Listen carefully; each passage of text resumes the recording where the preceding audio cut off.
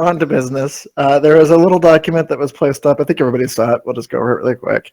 On it's just the updates. So the first of the rules repairs and changes to the new document that we got through. Most dramatic being an adjustment to the resilience of armor based more on mass than before, because people were expressing concerns about TARs and stuff being left behind because of their easy ability to get shot. So we will see how this offsets it.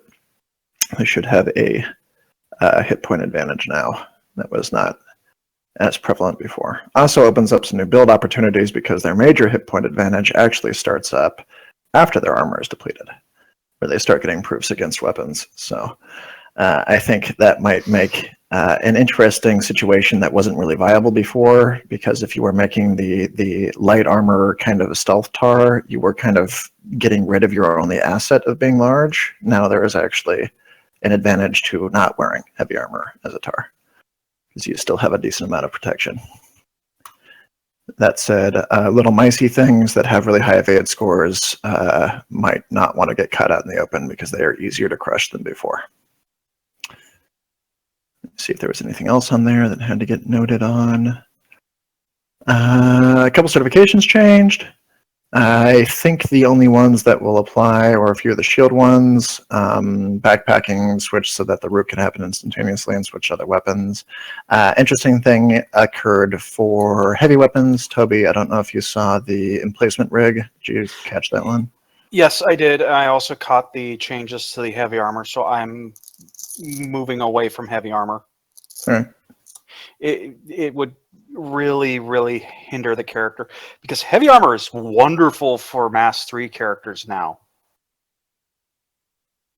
There's a certification option too if you want to bump its what's it jiggle resilience again to make it higher. But that also it's a positive and a negative. Well, it just kind of depended on whether or not you were planning on hiding behind the shield again. Well, I'm moving over to medium armor because some of the stuff you put in for medium armor at Mass 2 is really kind of nice. Well, the modification was a way to emplace weaponry for heavy weapons to give them an advantage for holding still, basically. Yeah, I saw that. As soon as we get to a place where I can start upgrading my gun, I'm going to be doing that. Well, we will do some of that today. And we're going to have a kind of banking and shopping episode, I think, as well as some overall story progression, and likely nobody getting shot in the head. Hopefully, promises. Good night, everybody. Good night, everybody. Since we don't have it very often, we wish to recap the mission. Actually, sorry, don't do it yet. Because we have a debriefing segment in which somebody then can recap the mission. So, as you were escaping, the fires were burning below you. You were going off in this rickety vessel that our moose friend had picked up while trying to find a way to rescue y'all. You leapt across the burning surface of this flesh field of, actually, sorry, before I go too far, BB, did you get any kind of report on what happened last game? I don't like to scare him by telling him what actually happened. I would think that he just so we will need on. a brief recap of how things ended, I guess. Have you seen Akira? Yeah, I did hear of this, yes. Okay, well then it's fine. So the last thing you saw, you were flying out in this security ship to try to pick up your buddies who had been left behind because their vehicle had stopped advancing, and you heard that there was a big monster that was supposedly over there, but they lost transmission. And as you were leaving the main march that was moving forward, this rather dramatic effect of a huge blooming mass of flash basically exploded out of one of the buildings. Specifically the building that you guys had been working for, rolled over several of the vehicles and spread outward in this mass about a half a mile in every direction. and spilled out over into the light zone. And by the time that you arrived at the overturned vehicle, which had gotten stuck on this field of flesh that pushed up in the air and flipped over onto its side, it was aflame and combusting, and really just unpleasant, frozen on one side and burning on the other. You managed to fly in, a la True Lies style, and hover outside as they leapt to you. And got inside. Tisa was a little on the singed side. Hello. So you left behind a little of your body. Like half. Yeah, slightly half. And there were some other light injuries. But beyond that, you left behind a corpse and a whole lot of money.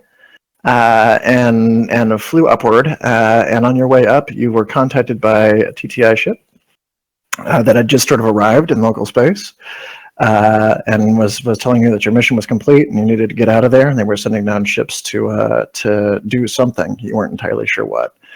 They didn't say. There was a brief conversation with Toberius before he shut the comm down, and you guys were instructed to go up and dock.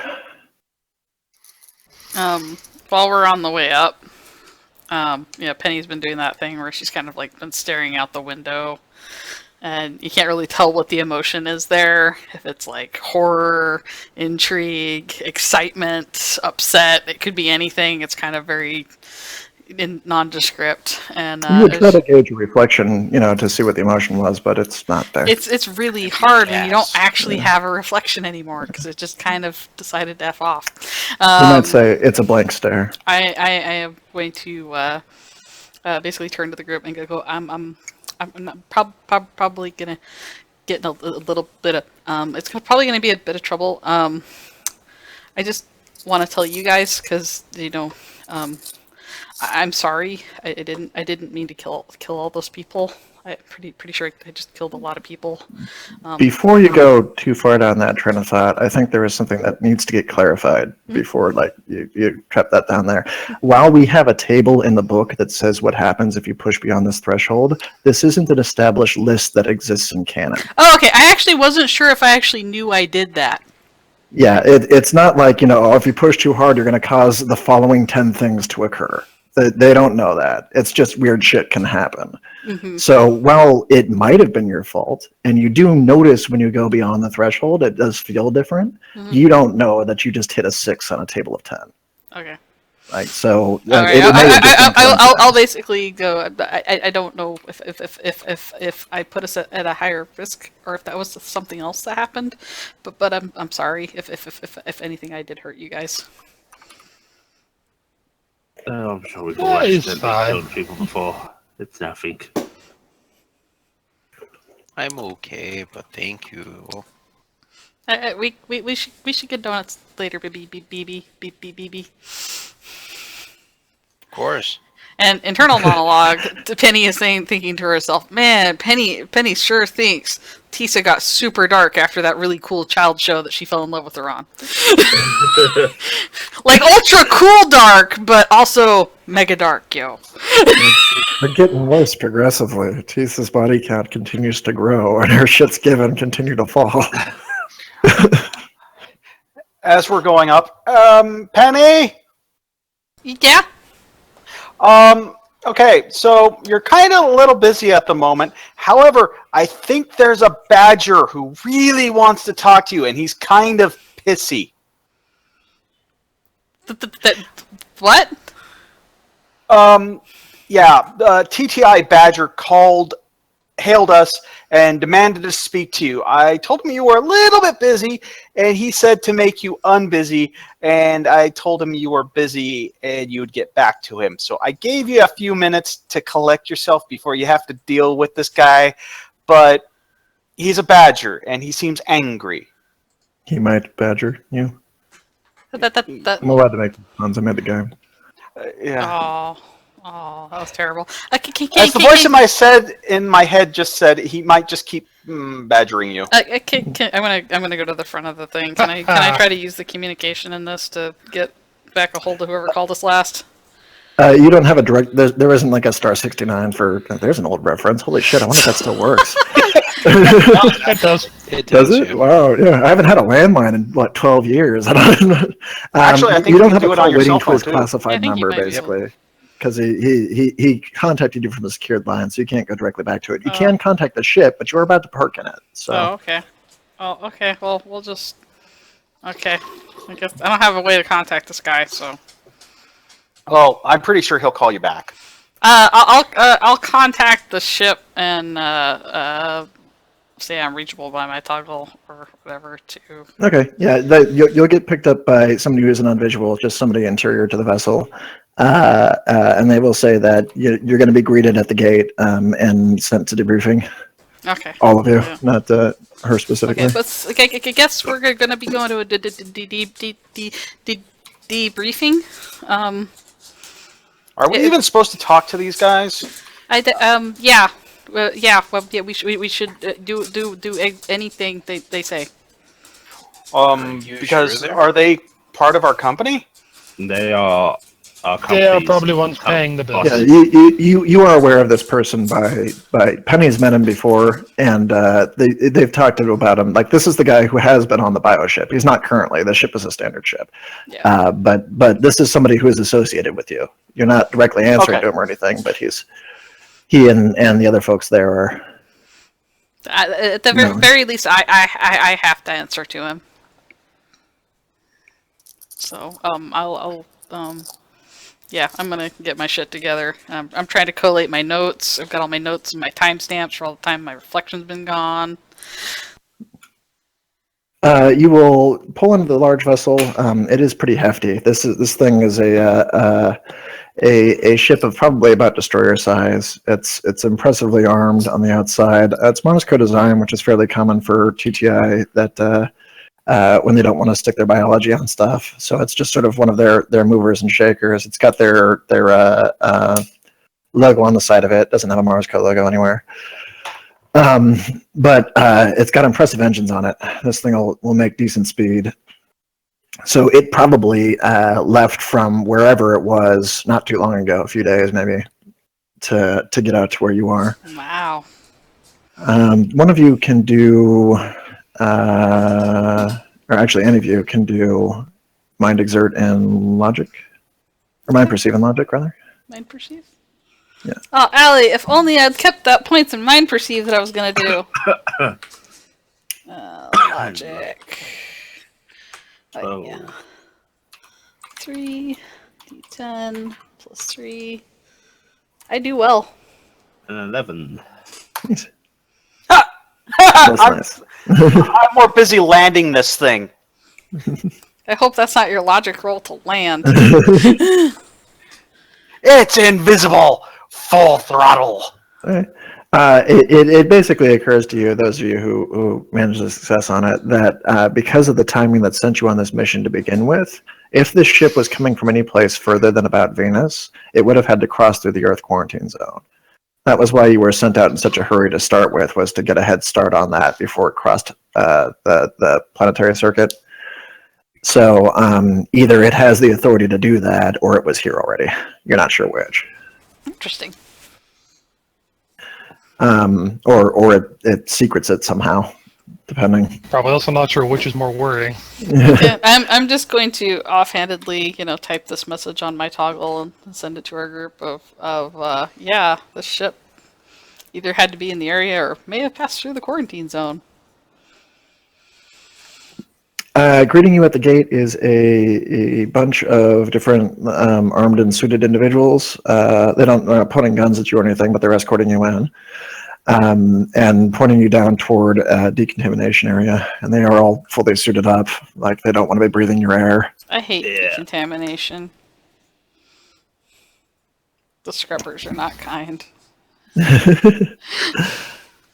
The decontamination bay is about as strictly unpleasant as any of them are. There are pressure washers and harsh chemicals. Do they wish to disarm us? Well, you're going to have to strip down to get the bay anyway. Yeah. So, Yeah. I don't, but I've, had a They will let you go in. Actually, let's see. This is no. That's probably communal. Everybody's gonna get real personal in a second. But yeah, you'll leave your gear at the front. They're not forcing you to fork it over right at the moment, but they're escorting you to decontamination and saying, put your stuff in the box over here, put your clothing in the box over here, and put yourselves in that box over there. All right. There's room for like 3 at a time, or I guess 1 if it's Drax. Sounds about right. And we'll go through that process. I'm just kind of wondering what it would do to Allie. I haven't actually really thought that. Because aren't I like water fucking... Yeah, you can still be contaminated, but it sheds most stuff. So it's kind of a weird, like... They basically do it to you, but you don't really get anything out of it. Yeah. I'm just sitting there glowering as my nanites are rebuilding themselves. You get wet. Would you throw a ringer like people used to do to dry off towels and that? Maybe it's a tub. They're just like, go sleep around in there for a while. They just kind of get a stirring stick and they go for it, right? Yep. Sloop, sloop, sloop, sloop. And upon that, you will be basically escorted directly to, you'll be given fresh clothing, just the uniforms that they've got there. What they can do, I think BB's is like custom made quickly to, from So basically they rip 2 holes in the side. They plug it into the printer and it takes new measurements and gives them a proper outfit. But it's nice to be clean. You've had a long day and a half or so. You're all very tired at this point. Let's see if we can figure out how long that mission took, because it was pretty constant movement. So there was several hours of searching. It's probably close to about a day and a half to 2 days. Yeah. Because there's a lot of travel. Well, I thought the travel was only about 4 hours each way. Yeah, but you did that trip twice. Yeah, so that's 8 hours. No, you did the back and forth twice. Yeah. Yeah. Oh, yes. So there's 16 plus time in between. So about 24 hours. We'll call it that. Solid day. We basically had and we've been mostly in spacesuits the entire time. So that it's been a little unpleasant. It's nice to, even if it's a harsh wash, at least you feel cleaner.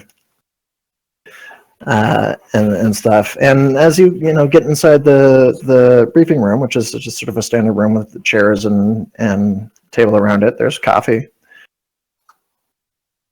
or various other beverages, cocaine, whatever it is you want. Joy. I'm gonna sit there and have some hot cocoa or some coffee. I don't know. I want to drink something. Tisa is going to sort of move into the corner and start sort of stretching out a bit as if testing her own mass. You're feeling a little better than it was before. It was crispy for a bit, lost a little flexibility. But all in all, an improvement over what it was. It does feel nice to sort of have the mission finished with, even though it feels like it went a little haywire. You did come up with, fairly conclusive solutions to what took place. And a moment later, the Badger will come in, whose name I've decided is Smith for ease of remembrance. The last couple names? I wrote down his name this time because we didn't have a name previously at all. He was just a military uniformed doctor, Badger guy. That was all like, hi. He was still a uniformed Badger guy. As he walks in, I'm just looking at him going, holy shit, he's as big as he sounds. He's actually not enormous. Like, this doesn't look like he's a soldier dude that's he's not around. Yeah, he's just kind of solid. He's probably running about, I want to say 5'8", something like that. But thick, kind of looks lumberjacky. Like, he might be sitting behind a desk now, but he probably wasn't always. So remember, this is Toberius who's saying this, and Toberius is kind of small in comparison to everyone else. So he will give a fake almost everyone else. He will nod to folks and wave at the back wall, which will open up as a large screen showing the mast down below, which is just as ugly as it was. And he will turn around and go, so that's quite a mess. Have a seat.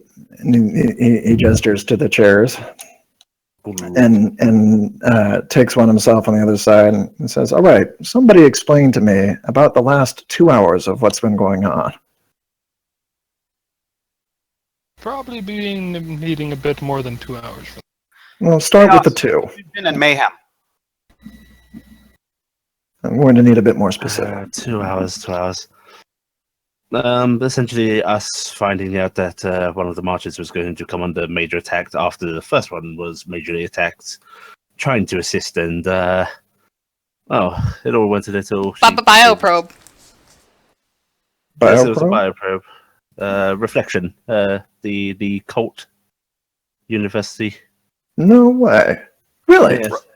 He looks Toberius vaguely actually- bemused. Toberius actually And what did you encounter? Oh. Manticore Fitting. class.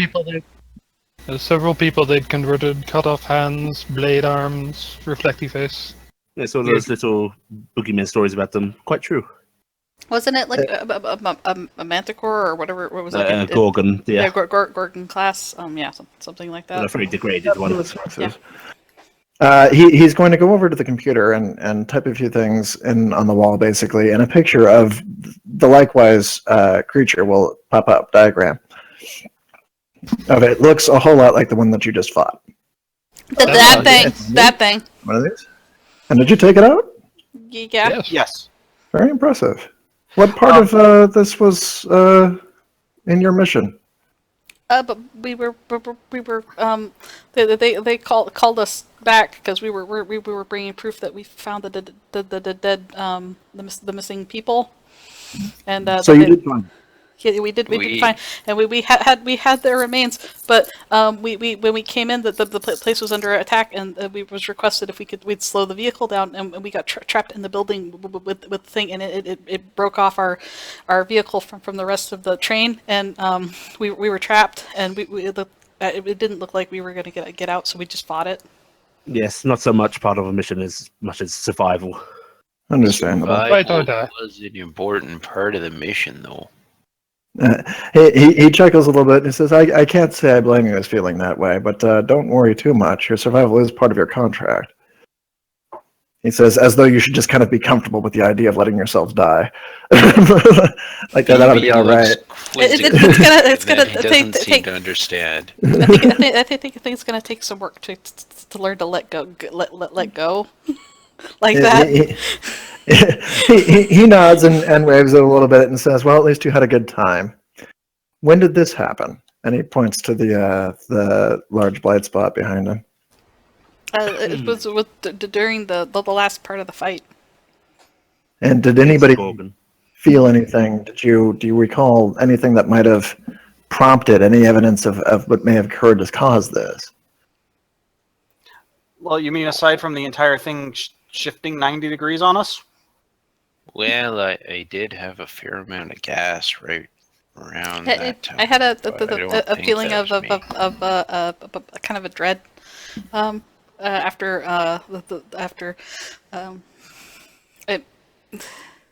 it was shortly after I did my second Q4. Oh. And did it feel the same as the first time? She shakes her head. I Has just anybody talked figured to it you was about kind of, skill? What? Has anybody talked to you about channeling scope before? She shakes her head. And he nods a little bit and says, I think we're going to have a conversation. And he looks back at me. Having a conversation right now. Have you received a copy of my report yet? I had an incident on the way here, and I have a lot of concerns.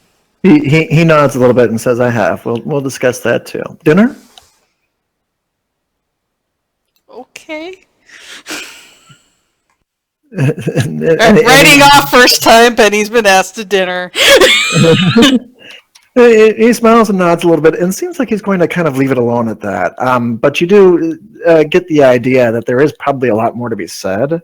But he's trying not to like. He doesn't want to talk about it in front of mixed company, does he? Well, it's difficult to tell if that's easy. That's the easy conclusion to jump to just by looking at him, because he doesn't seem to be avoiding the topic. Right, but it could be any number of other motivations that you're not necessarily aware of. If you want, you can try to perceive against it and see what you can figure out. All right, this is a community thing, right? Mm-hmm. So community acuity, right? Yeah, that one. Yeah, sure. Search. Yeah. Or communication? No, it's communication. Yeah. Oh, great. Oh. So the thing I'm not good at. Yeah. Can I be observing? Because I have a double simplify. I guess. Yeah. No, I have no idea. I'm caught off guard because I was just invited to dinner. Alright, double simplify, so an auto 8 and a 10. Okay. 8 and 10. Okay. Let me /GM roll.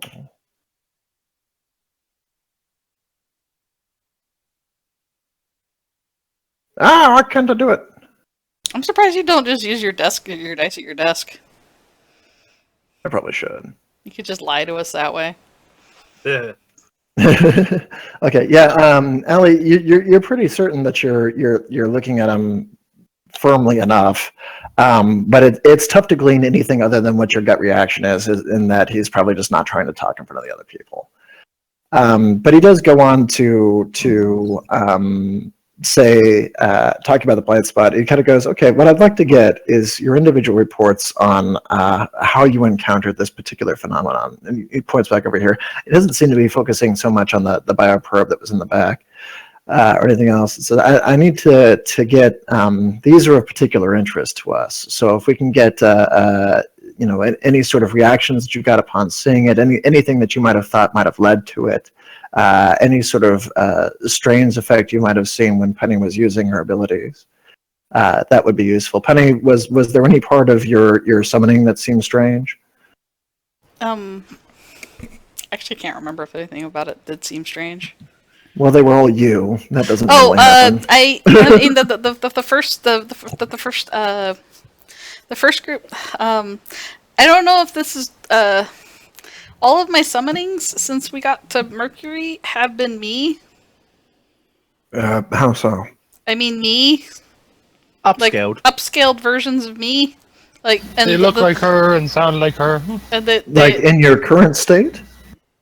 no, like sometimes different. Like some of them look like What? they're me from different points in my life. One was in prom dress. No, that wasn't prom dress. That was sleepwear and chocolate smear. Because that was Oh. that. Remember, no prom date. Penny, I hate to settle more work on your head, but I would like detailed descriptions of each one if you can. Just write them up. and I'll get them Actually, I later. already have a report going on that. I was gonna send one out after everything, but I've been trying to make sure I started taking notes. Oh, wonderful. He says, just looking delighted. It's like, it's great to have a guinea pig that takes their own notes. What? She's very diligent. Yeah, it's very good. Okay, let's move on with your actual mission. Can somebody summarize for me? We succeeded. Thank you. You're welcome. Summarize as you can get. He kind of like drums his fingers a little bit, and he looks back in the back and brings up the mission objectives. And looking over, he goes, "Okay, so you arrived, you made contact. Have you made departing contact? When was the last time you talked to this John Doe?" Preparing them for the assault. Okay, nothing since. We got contact when we were about to land when they said they were going to slow the march too.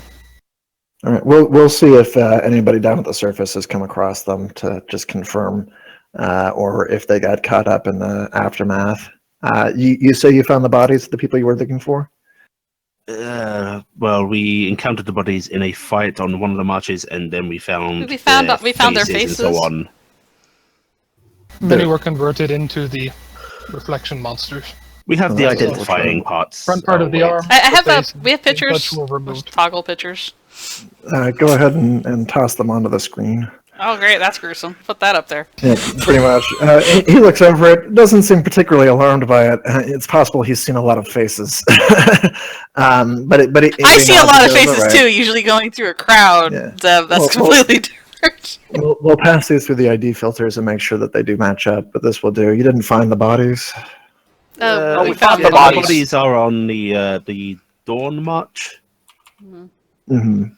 They may still be in place. I don't know. All right. When this gets stamped down, we'll have to check over there. Unfortunately, I don't know how much we're going to get out of that one. I think their raid was fairly successful. What is the frowns. casualty number looking like? He shrugs and waves his hands. Honestly, I don't know. We're the only ship from TTI here. But I will bring public services from the IRPF down, and they can take it from there. Fairly irrelevant to us. Unfortunately, yes. Now this down here, he points at the mess on the ground. This we are going to have to spend some time on, but we'll take care of that. It's not in your purview currently.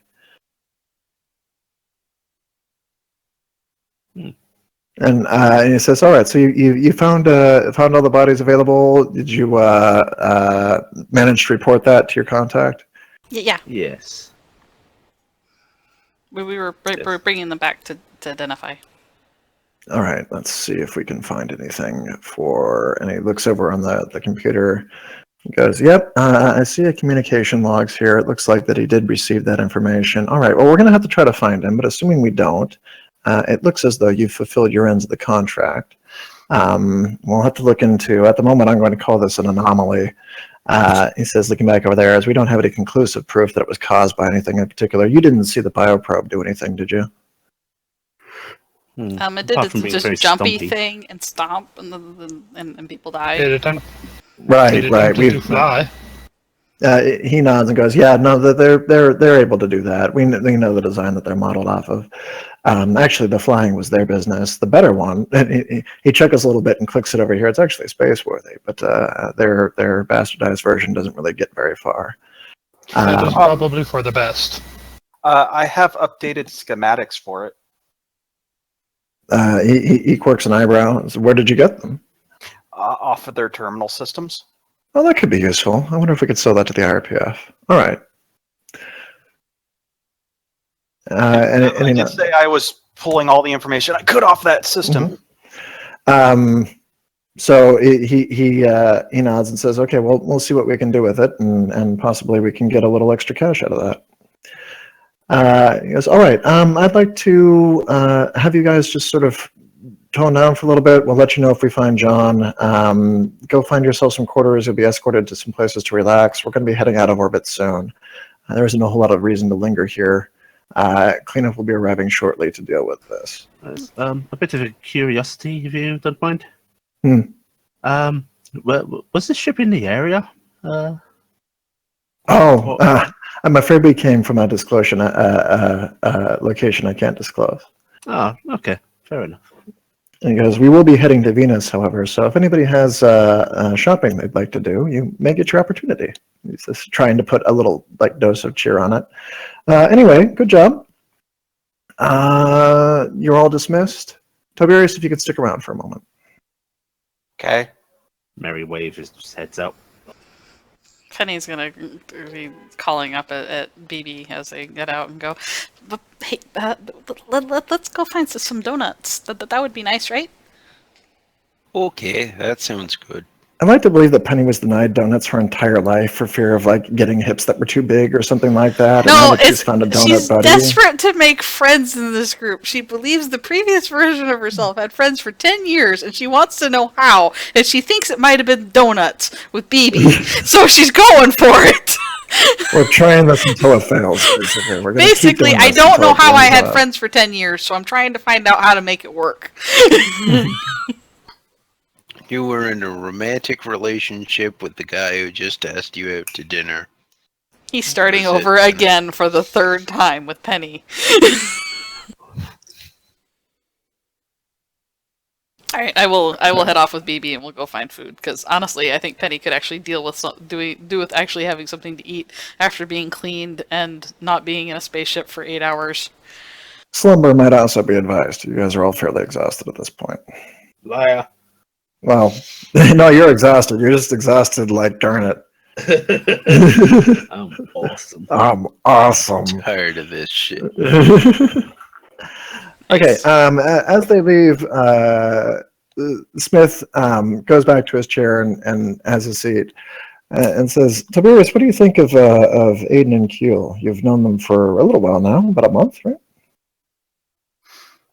Haven't had a chance to develop an opinion. Why? In a month's time, you don't have an opinion?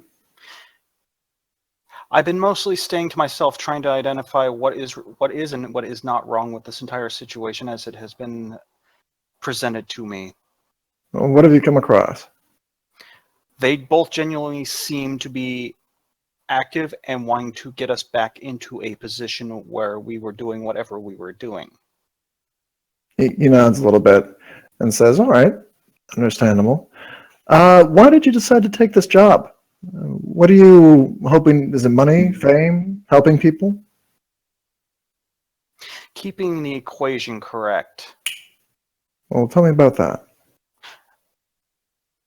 I smile. No.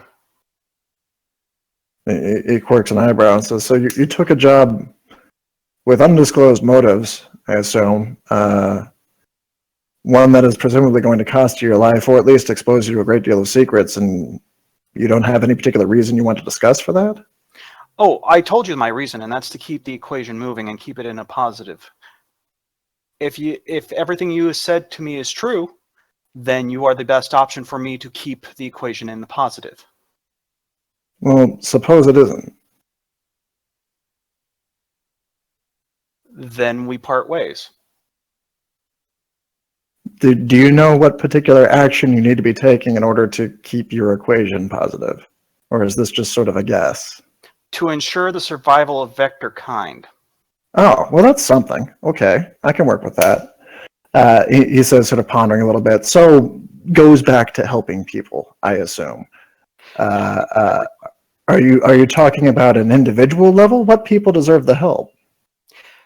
Vectors, period. Well, we all survive or we all die. He kind of squints a little bit and says, I suppose in a broader scope, but there are people down there that are dead and people up here that are alive. Yes, and it is unfortunate that they died. However, the situation with reflections indicated a massive negative in the equation. By removing reflections and their ability to generate that cellula, or not cellula, God, I can't think of a proper name, that Medusa class war, whatever you guys want to call it. Gorgon. Well, it's not a Gorgon anymore. Toberius is just coming up with a random name for it. That Medusa class bioprobe, by removing their ability to generate more on Mercury, we have reduced their ability to cause problems, which has increased the equivalency of the equation up into a positive factor, which is good enough for me. So long as we can keep it positive and hopefully get a high enough positive value, we may be able to incite a golden age within vector kind. However, if we allow it to go negative, bad shit happens. That seems very self-fulfilling. Suppose you had stayed home and happened across the person that leads the entire organization and punched them in the face. You'd be doing more good by doing that. The equation isn't that accurate. He smirks a little bit and nods. So basically, you're just attempting to help people and hoping it will work out okay. We've been doing this for a while, and it's helped. He nods and goes, oh, that's understandable. Did you consider then police work? Humanitarian aid? This is a very specific job. That's not my purview. He kind of taps his chin a little bit and says, well, this is the situation I'm in at the moment, Tiberius. You really don't seem to want to follow the orders that are given to you, which, believe me, I've encountered before. But you're also extremely expensive. You're expensive to train, you're expensive to arm, and you're expensive to revive. And I can't afford that expense unless I have somebody who's willing to do their job as they're told. So we have a few days here before we hit Venus, and you are in the beneficial situation right now of having not been told anything that is particularly compromising to anybody. So if you decide upon reaching planet that you no longer want to work for us, you can leave. We'll call your revival part of your old contract. There'll be nothing owed, nothing to consider. You can go about and solve your equation via some other means. We can even drop you at a progenitor station if you'd like, and you can help through that. But if you're going to decide to stay, you need to understand that the way we help people is a little less direct and a little more broad. We're looking to help millions, maybe billions perhaps, and that will often include leaving several to maybe dozens behind.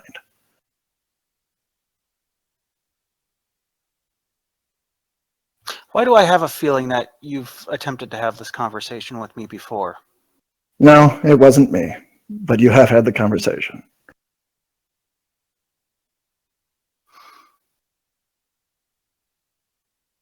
And what orders did I not follow? He shakes his head a little bit and says, I'm sorry, that's further down the path than you're currently at. No, I mean for this mission, because you bringing this up indicates that there was a failure on my part, and I would like to know where that failure lied. He quirks his eyebrow and says, do you really think I thought that your communication system was going out when you hung up on me when I told you to put me in contact with my agent? I don't think I hung up on you. I thought it was disconnected on the other end. Are you going to argue semantics with him, Toby? He'll throw you out an airlock. Jeez, did he learn this tactic from Blackie? like really, it was pretty obvious that you were trying to shit him.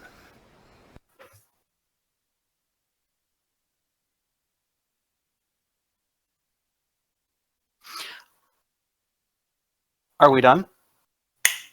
He nods and says, just mull it over. I just turn on heel and walk out. All right. In the meantime, I got to give my monitor here to my wife because she just got back. Yerby? No.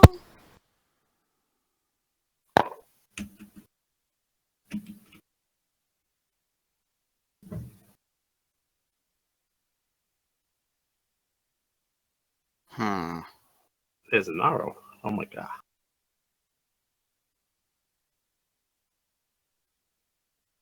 Mom? Nara's in the Twitch chat. Ah. I was like, no. Greeting, because I'm not in the Twitch chat. So I have got to wonder if I did something or if Toberius did something. Huh? Oh, this conversation. Do you mean There we go. Back. All right.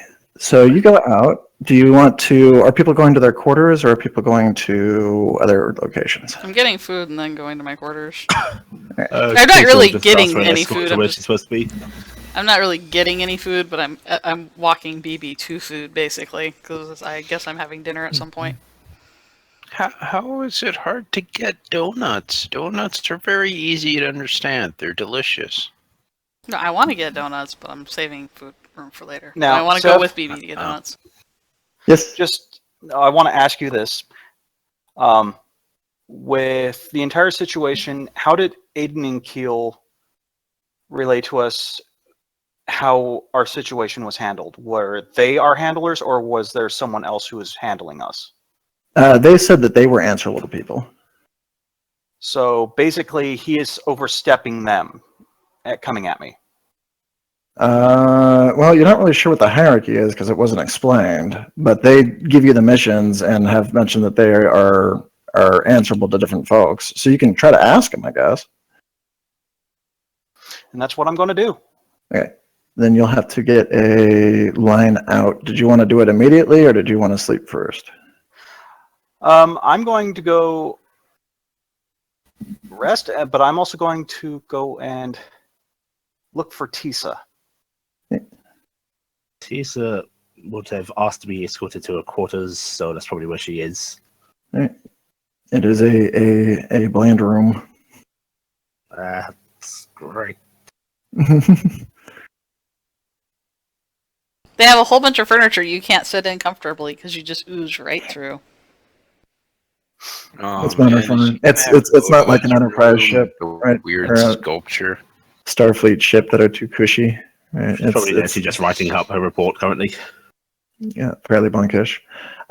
He did say that I didn't mention it, but yeah, he wants reports, but he doesn't want them immediately because you guys are on like no sleep, so they're not going to be Nothing any else to good. do. Yeah. So you have until basically arrival on the next planet to get them in. I don't think here. Let's find out. Slash roll. D100. If it's high, there will be donuts. Oh, there are no donuts. This is the most tragic What ship kind we of have ever been on. dystopic I'll be right back. horror have you created, Svi?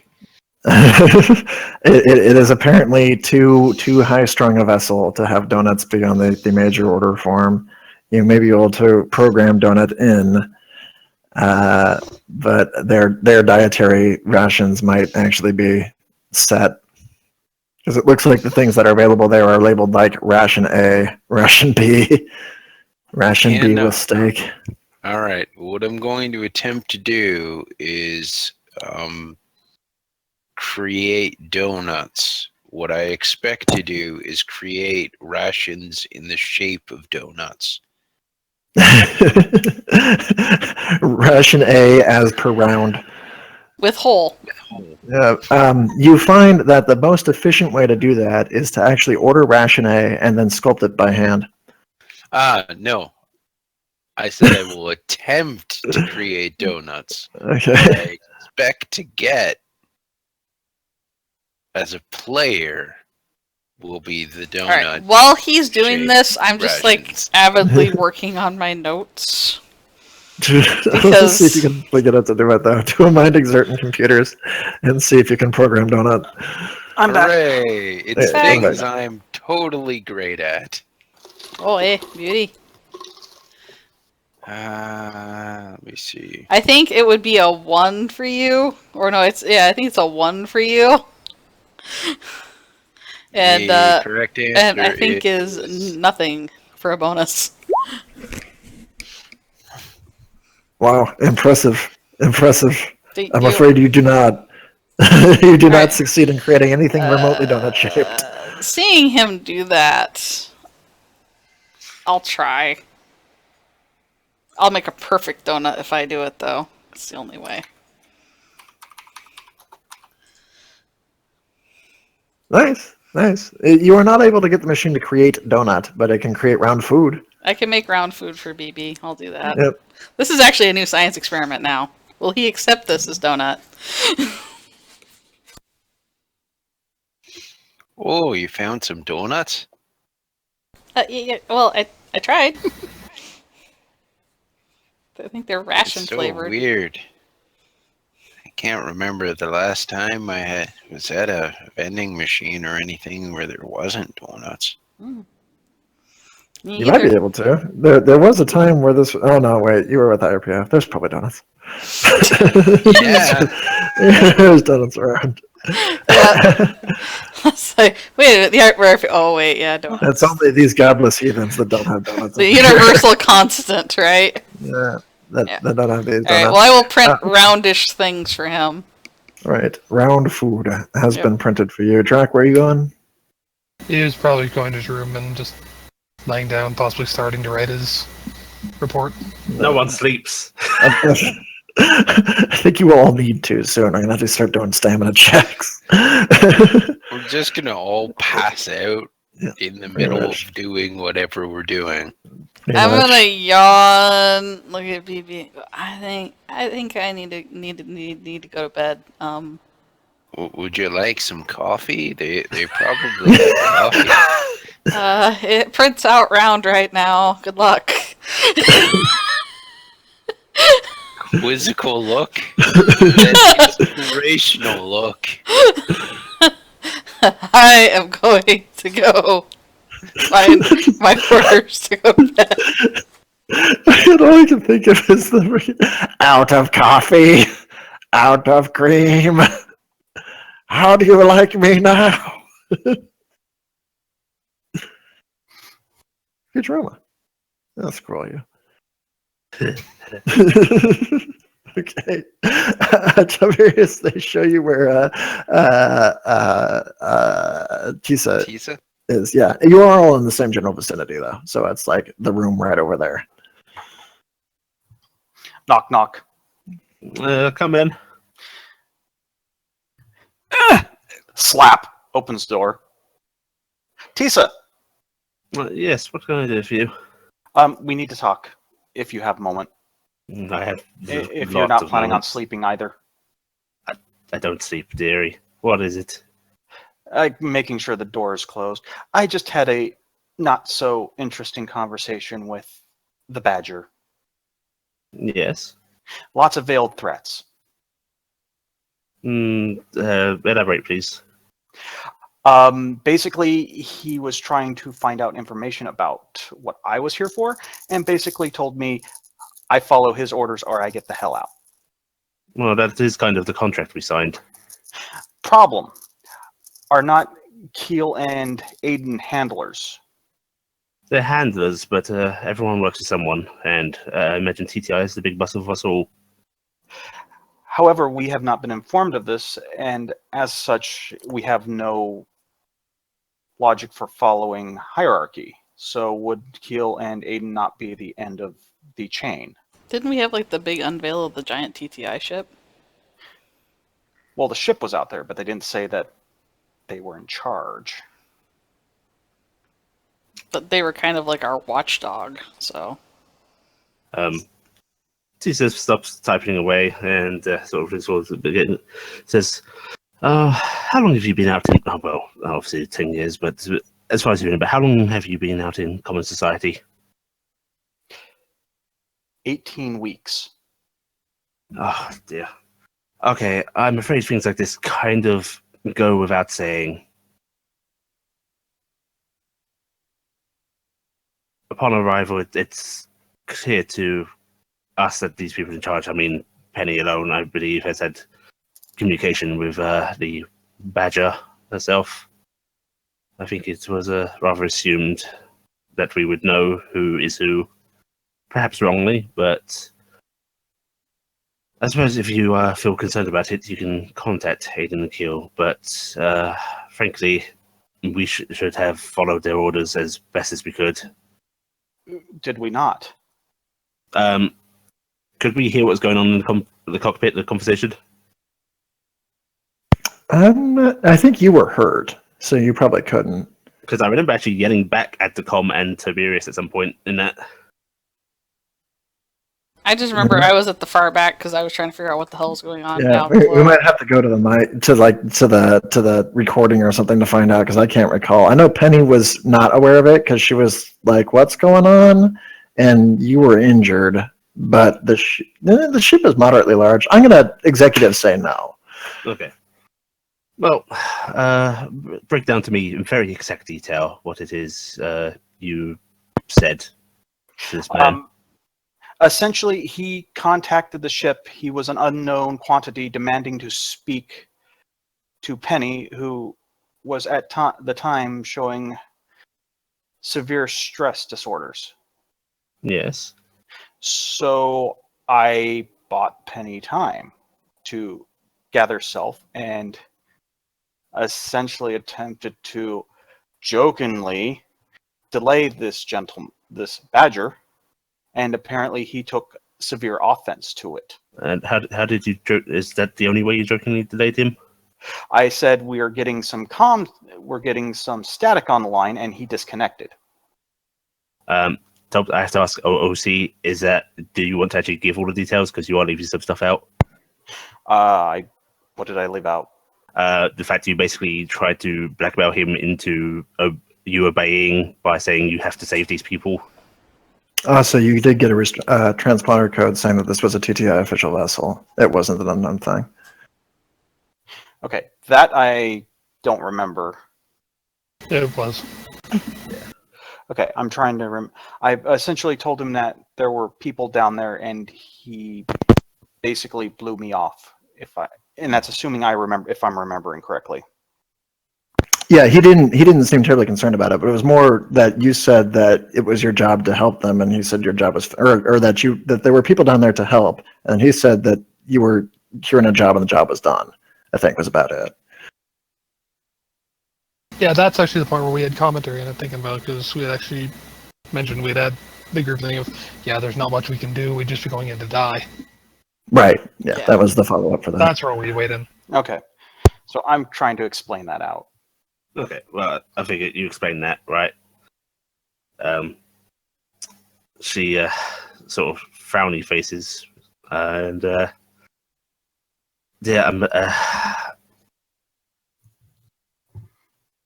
I'm afraid you may be, perhaps not morally, but as far as our contract is concerned, you are perhaps in the wrong here. Then I will accept the negative on this. Right. But I would suggest that you contact Aiden and Kill for some clarity if you need it. Very well. I will do that as soon as we get to a secure location where I can communicate out. And do go to bed as soon as you can. You look terrible. I think we all do. I look fabulous. I'm awesome. I am shiny and new, brand new nanites, guys. Yes. Do you like the new regeneration? She waves an arm. I'm not sure if I've gotten the mass right. This one, do you like the new regeneration? My kidneys. My rules got updated. Oh man, the ears are much bigger this time. Blimey. I cannot see a difference, but at the same time, I have not known you for that long. And I would offer to aid you with your nanites and reprogramming them. However, I think they are beyond my scope. I appreciate the thoughts. It's all the same. Yes. Did he just tell you he thinks you look fat? Maybe. I will get Oh, rest. sorry, However, I am pile of going to fudge. state that he has made it abundantly clear that he does not seem interested in having me here. He may just be more concerned with making sure that you are interested in being here and following the company's rules. Rules I can follow if rules are known. But you have a good night, Tisa. I appreciate your input. Well, any time, any hour. Good night, Toberius. He starts walking out and goes, "Oh, by the way," and holds up a flash drive, schematics on the bioprobe plus other information I pulled from their database. Thank you. In case they decide to remove me. I'm sure it won't be quite that bad. I think this may be your decision, but I will keep an eye on it. Mm-hmm. And Toberius goes hunting for bed. It's only like 3 doors. Oh no, I nearly said 3 doors down. Never would have let me Still out. did. No, I caught it though. I caught it. Then you I mean, did. even though it was said Stupid as a man. as a word. It would have been dangerous. All I can think of now is it's yeah. What time is it? It's high. No, I'm not going to say it. It's large sunlight. It's 12 o'clock. 12 up. Don't you make me do the Iki Daka whatever thing with my bow again. Okay, yeah. Anyway, it's nearby, so you can get to your thing. And all the rooms are pretty much generic for whoever it is that's sleeping there. So you guys can get your night in. Allie, how do you want to spend your evening? Oh, fuck. She'll finish her report off and then go exploring as far as she's allowed, I suppose. Okay. Were you going to continue to read your little autobiography? Yeah, I may as well. I forgot. Wait, I can't. What the one written by what's her face? Yeah. Yeah, Man, come on. I can't get my hand on my one, and I've read so much of. Allie those would already. way more have Tisa read Tisa's own book because that would be just like an amazing glimpse into your own reality there. I had assumed that you hadn't finished it because there's only so much time that you've had to look at that one. She'll continue at that one. Okay, you can probably finish it up in this particular session. Do a actually, I don't even know if this warrants a roll. Well, out of curiosity, let's just roll it anyway. Do a mind, perceive, and communication. And communication, eh? Yeah. Okay, double simplify on this end, so an auto 8. Okay. Well, then, easy to notice. 2 successes. Yeah. As you get to the end of the book, you stumble across a section that is a little different than the previous tones. Most of the book has been talking about techniques for getting through evenings, techniques for getting through just sort of shaping yourself. A lot of this was body related stuff, like how to make yourself look the way that you want to, and how to be expressive and stuff like that. But at the end of it, she seems to go into this sort of personal discussion of thoughts for the future, and things to look out for in terms of emotional decay and like overall lifestyles. And it gets more conversational than the previous sections of the book. And it goes along the lines of her saying that you will feel as you get older and spend a long time in this particular state as though your emotions are decaying, but they're not. The nanites that make up your body create the same sort of reactions that you would have chemically before. You are still capable of the same depth of feeling.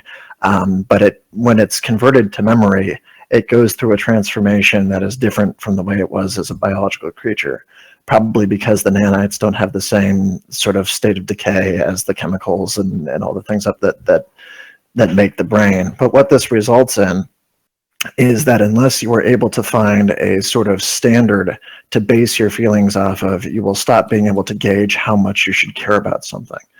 And she says, in order to combat this, it's important to do a series of different things. It's important to find the spots of your life that you can repeatedly provoke important feelings from, so that you can use them as a baseline to judge other things, the highest and lowest points of your traumas, your excitement, your happiness, your sadness, so that you can use them as extremes. And then it's also extremely important to surround yourself with friends and other people that you can use as more grounded grades for how much of those feelings you should be applying to anything in particular. And the last part is diligence, because your body won't do it automatically.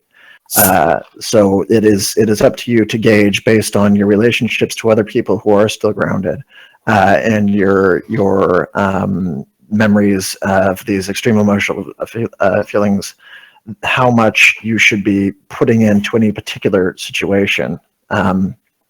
And she also follows it up with, there's a negative associated with this. While you can keep a rich emotional life with attachments all throughout, in order to do this, you need to basically remind yourself fairly constantly of things that have gone wrong, of certain feelings, to use as these kind of baselines within your existence, and that's difficult to do. So the last thing that she mentions, and the one that really kind of catches your attention for the paragraph, is an extreme importance for community within the level 3 creep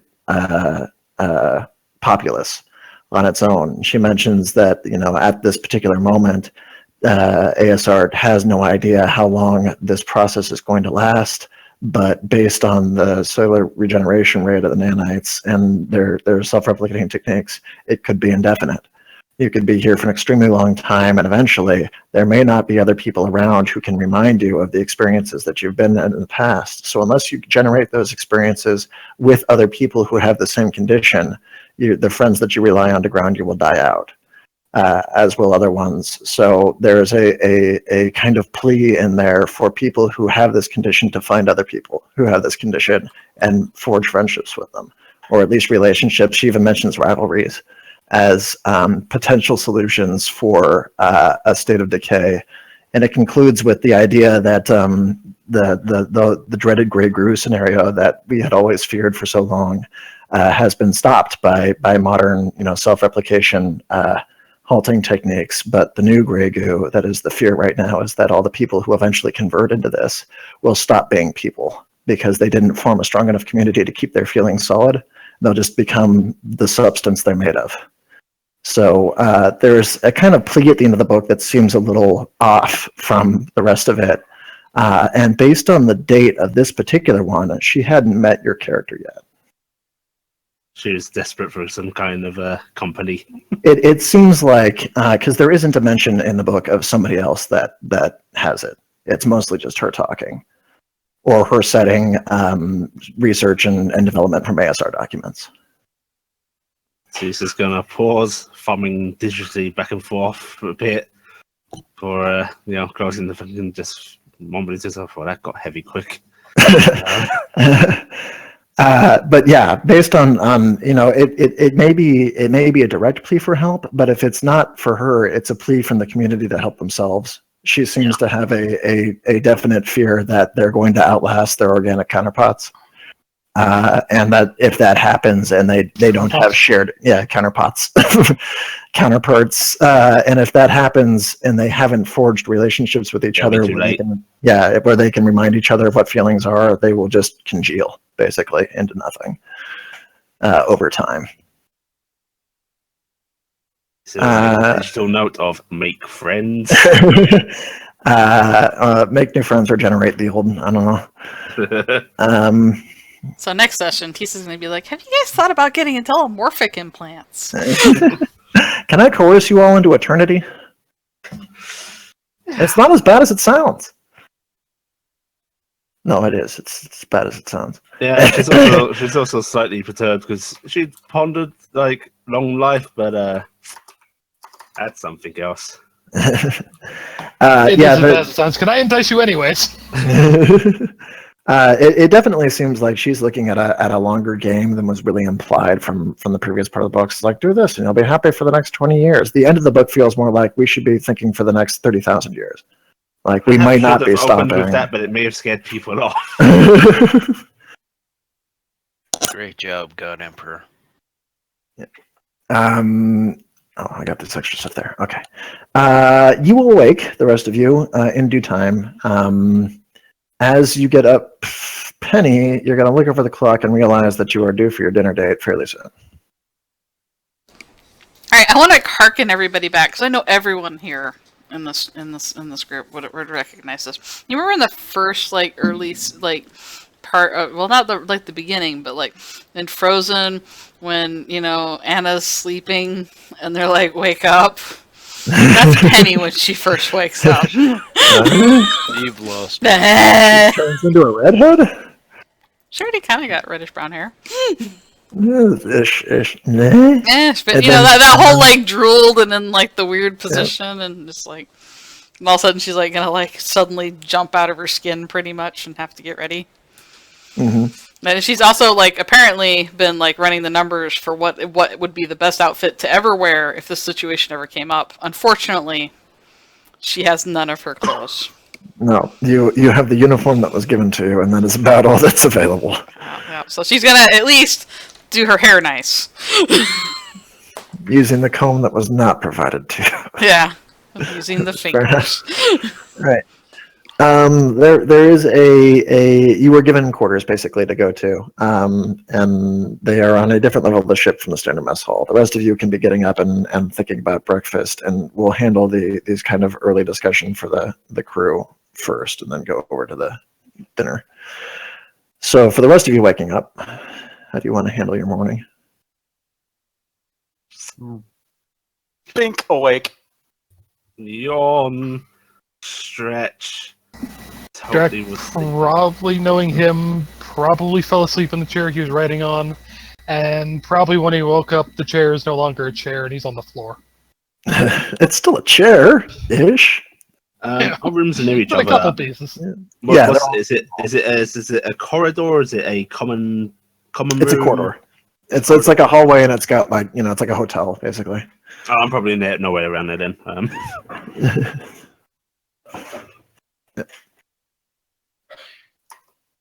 And leading down to the end of it is the mess hall. Oh, it's probably chilling around there. Okay. Jack comes out dressed, holding the iPad-ish thing that he has his report on, and looks at these and goes, "I'm thinking I am needing to buy them new chair." No, what happened? Penny is totally like this when she first wakes up. But I fell asleep in chair, apparently, and when woke up, there no more chair. That's quite It impressive. is chair, just about in 3-piece. I think. Did not check under table. That's you. I'm sure they'll be able to cover it. Really would think the chairs would be sturdier. Probably a good idea. Spread out others. Svi, was I able to get coffee earlier? Yes, there is a coffee dispenser. It's round Okay. though. It was round coffee. So, did you sleep well? Pretty good. Well, how was that, you jackass? Pretty good. Good. So, that's good.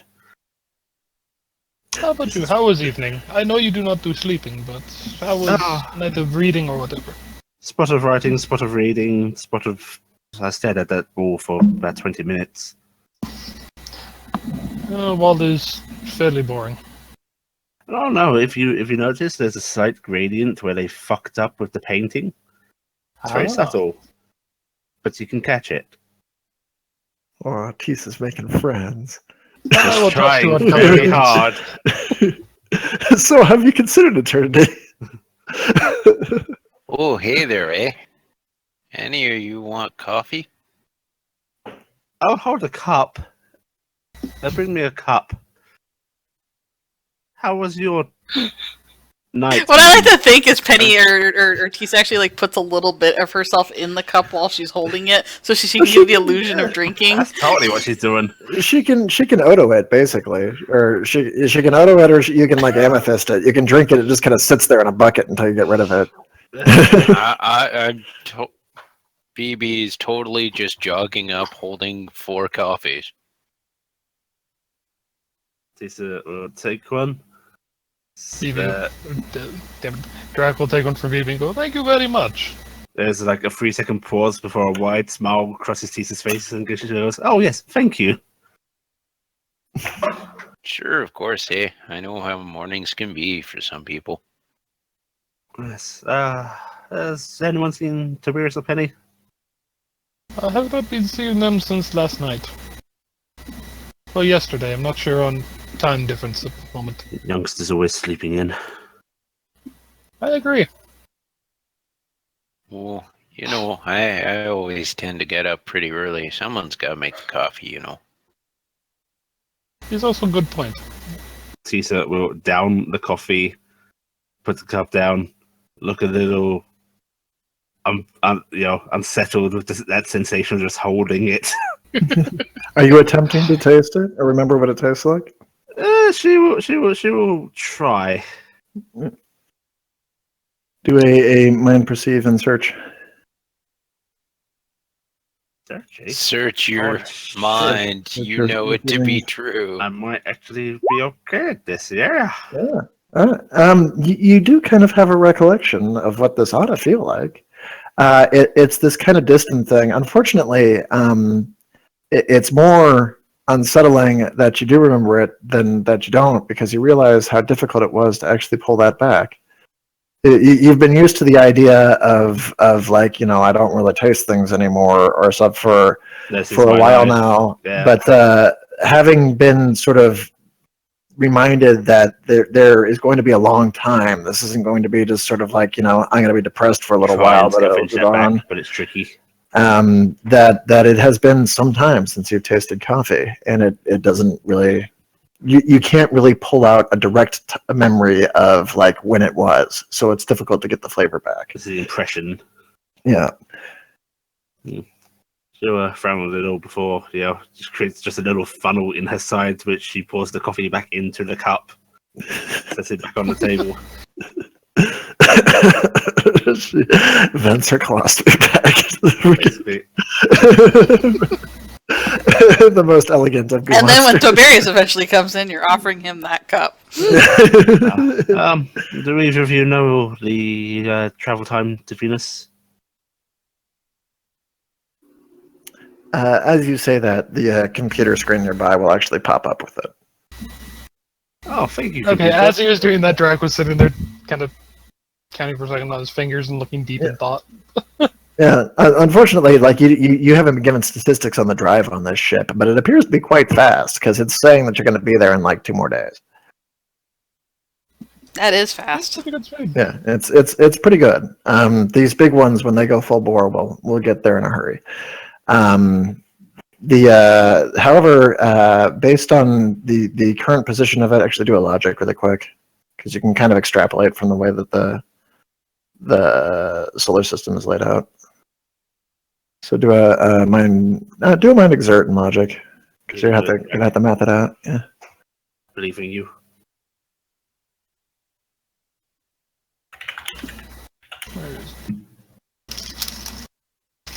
Oh no. Do you want my backup?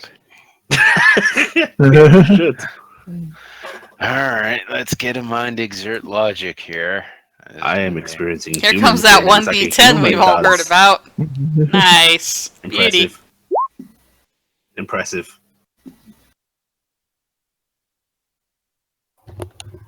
Did it? There it is. Nice, good stuff. Yeah, I like it. I like it. It occurs to you that you are traveling through space. Well done. I should have rolled one more dice, actually. Oh, you could. Toss that one more. There we go. Nice. Good. Nice. Good. Like it. I like it. Beautiful. Yeah, definitely traveling through space. Hey, there you go, man. Nothing particularly odd about it. Definitely just space. So you travel off toward that planet, and it shouldn't take all that long to get there. But the other thing that comes up with the computer that's kind of nice is it has directories for assets on the ship. So if you guys want to kind of get a feel for what's here, you can do that. Start swiping through. Idly browsing. It's something to do. Looks like there are a variety of different things. There's a gym, there's a kind of staging room, some entertainment centers. There's actually a crafting area for repairs, and there is a buy spot that will produce most products carried by TTI on Mars, as well as a few other things, assuming can get close enough to a network. And it does seem to have scheduled net connection periods for when you want to try to communicate to the outside. You're not currently in one, but it'll come around in an hour or so. Is it possible to set up on a toggle to send out when that actually comes up? Yeah. Tisa will, using the utility eye, which she has always had, because it's always does there. not exist anymore, starts wiggling a few tendrils in front of her on her little virtual keyboard thingy. She's going to type up a message to Aiden and Keel, just asking, "Have you seen me on the news?" They're going to find out eventually. May as well start to breach this conversation. Basically, what you're probably going to get back is shit. Who let you watch TV? For entertainment. People go to do entertainment things together.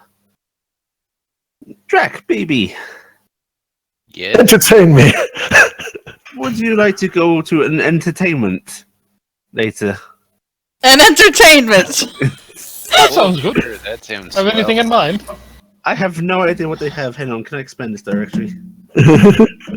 There's games and movies basically that are available in the kind of rock area, and fisticuffs is like the usual things that you would expect in a vessel that's primarily fighty.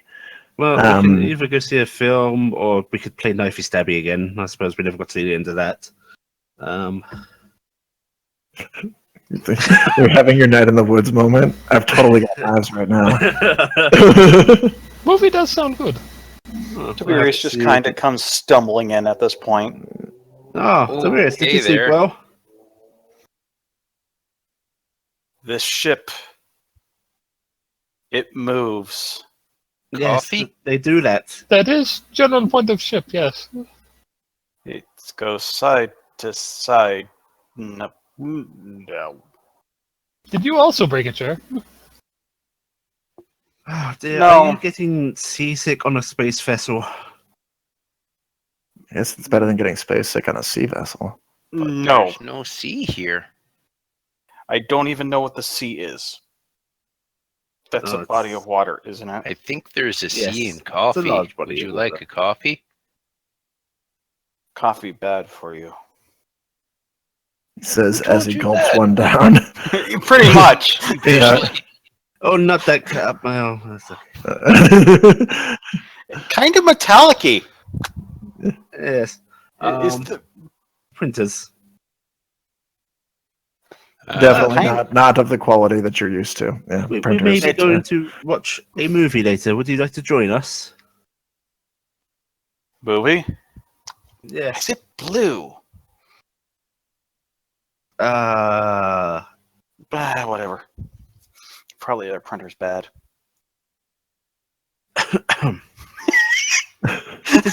Did you see Penny on your way here? No. But then she is very small. But didn't she have dinner date with... Yes, I'm not sure what Signor time, Grumpy? but I'm going to go make sure she's awake. Uh-huh. But I thought all the coffee tasted okay. I checked each of them before I gave them out. He put his hand in there real good.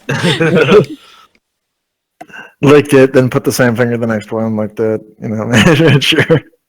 You will run into Penny as you travel down there. She is on her way to the turbo lifty device. You should have paid more attention, otherwise you wouldn't have run into it. Waving at Tisa as I get into the lift.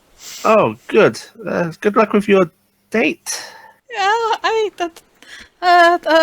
don't have any. I don't have my notes, and I don't have the pamphlet on how to. You'll be fine. Jack just gives a big pod wave of "You will be fine." Oh, young love. As the doctor says, "What is going on?" I think she has some meeting/date with the Badger. Oh, good for her. We should You're really not stop thinking about referring to that. it like that. That's quite inappropriate, I suppose. There's another To be badger fair, somewhere in this place going, oh, we're used to it. There were many years people call me the bear. On Penny's side, you will arrive at the floor that you're heading to, supposedly, unless you decide to blow up halfway through. I'm usually on the floor, unless other options have been given. Dave's moving quickly, is what you're telling me. You get to the quarters that you're going to. They're not personal quarters. It looks like it's kind of like a just private briefing room, essentially.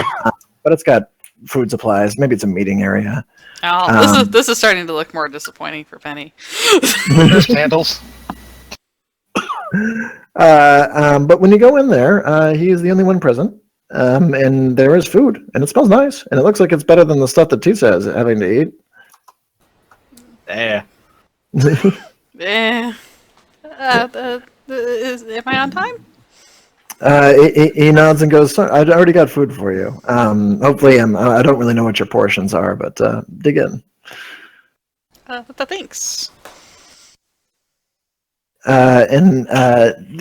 It's nice food. It looks like it's a pretty good spread, and the thing doesn't. What would you say Penny's social life was, essentially? Like, how many dates has she gone on? I think Penny's only ever had one real relationship, but it was kind of with a lab partner in school. And I'm later school. She didn't she's one of those poor unfortunate kids that was overcooked. And so she's really been socially awkward for a really long time. Well, if that means that she's basing her dates based on social ideas, then yeah, this doesn't really look like one. Yeah. It looks like it might actually be a kind of business meeting. Yeah, she's where going to people get better food. Yeah, so she's going to assume this is maybe more of a business meeting. This doesn't look like the hollow videos that she has seen. There's clearly no cat. There's no satin. He's not revealing most of his chest, and there's not candles everywhere. The colors are all wrong. There's no. The colors all wrong. There's no soft music playing in the background, so she's pretty sure that she's completely missed the cue here. And he says, Penny. You were Keel and Aiden informed me that you're aware that you didn't always have this particular implant. Can you remember when you got it? Well, when I got brought back. He means when you got the actual implant you're carrying, which you have memories for. Whatever you wrote for her backstory. Oh yeah, she got her implant when she finally got accepted on full time at TCI. Okay, and it was a spur of the moment decision, or she kind of Penny's really kind of had this desperation to fit in a little bit, and the only place she felt like she was interesting enough to be worthy of conversation was at TTI. So, but that kind of dies out quickly because the quirk is interesting for a little while. So she kind of went, well, if I get an implant, So she did that. She jumped in on that pretty quick. So she probably only had it. Let's see, how old is Penny? She's like 26 or something, I think. Let me look. I guess I don't have it written down. I think what do you tell him? Yeah, I remember it. I got it 2 years ago, 3 years ago, no, 13 years ago. Time is awkward. He nods, give or take. Do you remember how it is you found out that it was accomplishing more than they're rated for?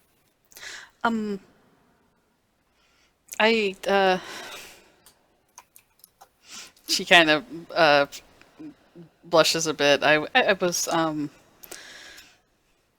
trying to measure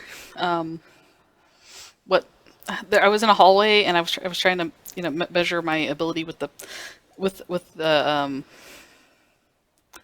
and she kind of frowns and goes, I realize it's not the right memory, is it? He nods a little bit and says, yes, but that doesn't mean it isn't useful. Go on. I was in the hallway, and I was trying to see how far, and how I was testing how far, and I didn't know if it would break off from being so far away. So I thought if I just tried harder, that it would be stronger, and we could do it, and it gave me something else. And he nods, and okay, so where do you think that happened? Where? Was this something you were doing at home, at an office someplace? I was after hours at work. He nods a little bit and says, okay, and what did you end up with, do you know? It was a rook. And he goes, Rook class. Do you think this event was recorded? I never asked. I was kind of embarrassed. I went and I took my there's probably a paper trail. I did a lot of. I went to TCI immediately because I was concerned that I had done something wrong, and then I talked with people after that, kind of. Can you remember any of the behavior of the creature itself? Did it do anything? Did it cause any damage? No, it was very, very passive. It didn't seem mad. He nods and goes, "That's very interesting. This is I'm sorry, I'm not you're not being interrogated here, Penny. I'm just sort of, this happens occasionally, and it's always very educational to try to get as much information out of it that we can. You did have an event, the previous you had an event, 10, 12 years ago, wherein she accidentally blew up a door. Physical damage was caused to the building, and we did have that event recorded. It sounds like the same scenario you're describing, but in your scenario, there was no damage caused." Well, I mean, when it came out, it was bigger than I thought it was going to be, and it popped the door. Oh, so you do. I mean, but I mean, it didn't like attack anybody or hurt anybody. It just no. The physical evidence is what's interesting. Whatever has occurred is putting together pieces of something that the original conscience that you had recalls. It's just assigning different values, and it would be nice to know how exact they are. Do you recall any specific instances where you've summoned entities for defense? Something that you might be able to cite? On one of my first missions, I managed to get I can't remember the name of those ones that absorb all the incoming shots. That was the rook. It was rook. I actually had two rooks, and I used those to block the incoming fire. It was about a year ago. How did you know it would work? It didn't. Just did. You just sort of sent them in front of the bullets? Yeah. I just kind of asked them to. I just felt like they'd do it for me. He nods and says, "This is again a familiar story. You're not the only person who has achieved this particular level with an implant like the one that you have, but it is fairly rare that it occurs. usually there is a innate understanding of how the creatures will behave, or at least a way of directing them. I do want to warn you, Penny, because you appear to have pushed a little far. As he leans back a little bit, there are consequences to using these abilities in excess. Now, we didn't really run into this issue too much with the previous rendition of you. When she started blowing holes in things, she restrained because she was usually in a vacuum environment. It just wasn't safe to use it. But your particular entities do not necessarily destroy all the things around them. So there's greater temptation to push further. And I want to impress upon you that the consequences of those actions will be greater than what you're witnessing. I'm very, very sorry if it's causing an issue. He holds up a hand and says, "Now, as far as we know, nothing you did contributed to the blight spot that erupted on Mercury. Blight and as spot? far as you know, that's the truth." Oh, it's a term that you should probably be familiar with because you worked for them for long enough. Yeah, all right, you know what it is. I wasn't sure because you said I might not know the stuff. So. Those aren't secret. It's that they might be linked to a transcendent thing is secret, but blight spots existing have been around since bioships existed. Like people have seen those before. There's a big one somewhere. Mm-hmm. But he goes, so we're classifying that as a random event, and that is how it's going to be remembered. So take a breath and absolve yourself of it, but be aware that scale and distance are not necessarily applicable to the things you're summoning or the amount of push that you're providing behind it. Honestly, what occurred back there was fairly fortuitous compared to what can happen. If you feel a wall preventing additional use, I would advise not to exceed it. Okay, I won't push against the wall. And he kind of taps his fingers to his lips a little bit and says, "Now we have an interesting situation here. I want to reiterate that I'm advising and not ordering in this particular situation. Ultimately, the only way we'll find out more about this is if we witness it. Now, I have never seen a situation where somebody has pushed an implant beyond what we typically call kill 4 more than a few times without causing tremendous catastrophic damage around them. But there's usually a great deal of knowledge gained from it." So he kind of like weighs his hands and this up and down, like, I'm giving you the official line. If you feel like if you really feel it, keep really good notes. We might forgive you. Let's just say we're very pleased with the level of feedback we've been getting from you, and we'd like to continue that. So do keep that in mind. Also, it is fair to warn you that in certain situations, I have seen the entities that have been summoned at above levels that were deemed safe turn on their owners. So do not personify these creatures as friendly. Penny actually looks a little shocked at that. Like she's only encountered like this friendly feeling from them. He nods and goes, and it does come off as shocking to most of the people that have it because there is an intrinsic connection that seems to occur, but it has been witnessed and documented. They can and will if they're pushed, and it's awfully difficult to tell where the threshold is, especially considering that they're often used in combat anyway, and they don't seem to have a problem with it. That's really interesting because I'm trying to catalog their kind of behavioralism because I thought it was kind of interesting because it's hard to tell if they feel pain, do they not feel pain, and she's just kind of like she's starting to have those wheels turn, you know. He nods and says, "Well, anything you discover is useful to us, and we'd certainly like to see it. That said, I think we should talk about your experience on the light craft. Can you tell me what you saw?" Damn, do we want to sit through the stutter of this? Damn. Paraphrase. All right, so basically, she's going to explain that her and Tisa were really excited about the craft because science. It was the coolest thing ever. Faster than light travel. It was so cool. And then we were talking about, all of us were the two of us were going to do things, and we were going to see if anything cool happened when we did faster than light, because we wanted to see if something would happen. And I was like, oh man, I should totally pay attention to my reflection and see, because, light is being reflected, maybe something weird would happen with my reflection when we went. And the moment that happened, I was basically in this big blackness.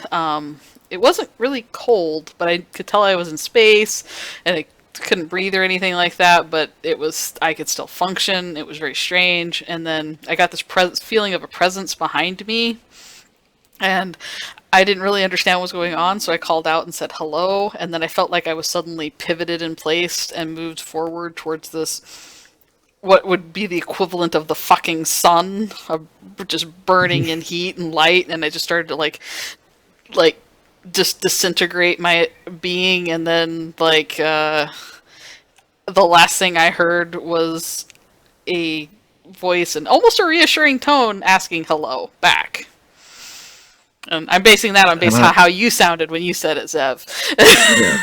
It was like hello, and then I came out of it. I was on the table, and I didn't have a reflection anymore, and everything's been weird since. He nods as he's listening, and he appears do a community perceive in communication. I'm so bad at these things.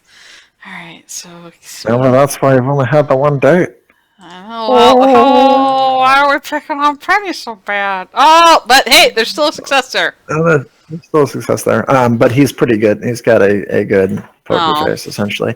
It's tough to tell what you're getting out of him, other than that he's attentive, basically, to what's going on.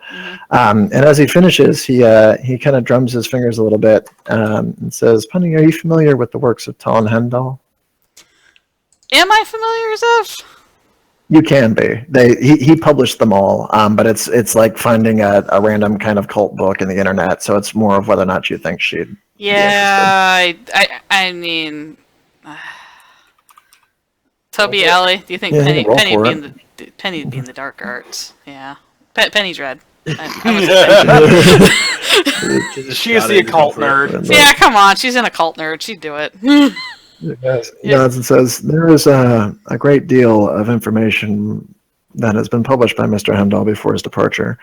He had some really amazing stuff about transcendent entities, and it's just an amazing exploration of their senses and their abilities and the possibilities that they had. He's a little ranty and a little kind of crazy religious, but it was some amazing books. He chuckles a bit and says, "Oh, so you're a fan? Well, this should excite you."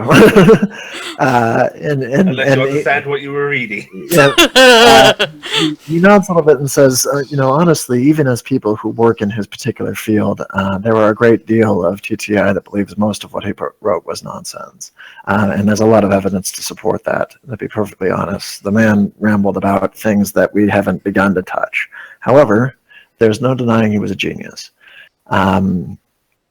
What you have encountered here, we have seen before. If you recall from the latter writings in that particular codex, he talked about bioengineered creatures that now supposedly exist just outside our solar system, hovering in space, guarding against who knows what, that he called the Nephilim. What you've encountered is one we call the Visitor, which has come into our orbit a few times. All right, Penny's eyes are plates. He kind of drums his finger a little bit, like it's possible he's actually seen this reaction before, and goes, "It's difficult to really explain." So is it gone? He shakes his head a bit. Well, it might be, but it doesn't usually leave unless it is done with whatever it is it's looking at. And if it takes interest in somebody, then it will be here for however long it feels the need. It's awfully difficult to understand the motivations of these creatures. We've only seen about 2 or 3 of them, and the only 2 of them actually come around into Sol's direct orbit with any regularity. The Visitor being one. There is another, which I will tell you, comes back on a schedule, but we don't discuss the location, I'm afraid. And it would probably be best if you kept your distance. Our understanding of their relationship to each other is vague at best. Yes, sorry, go on. Is there somebody I should forward the thing onto if it makes contact to me again? Be like, maybe you should talk to this scientist. I don't know. He shakes his head and goes, I'm afraid if you're looking for help with this, you're out of luck. I was just looking for, Penny, who's the appropriate person to forward them on to. he nods and says, so why did you decide to join TTI, Penny?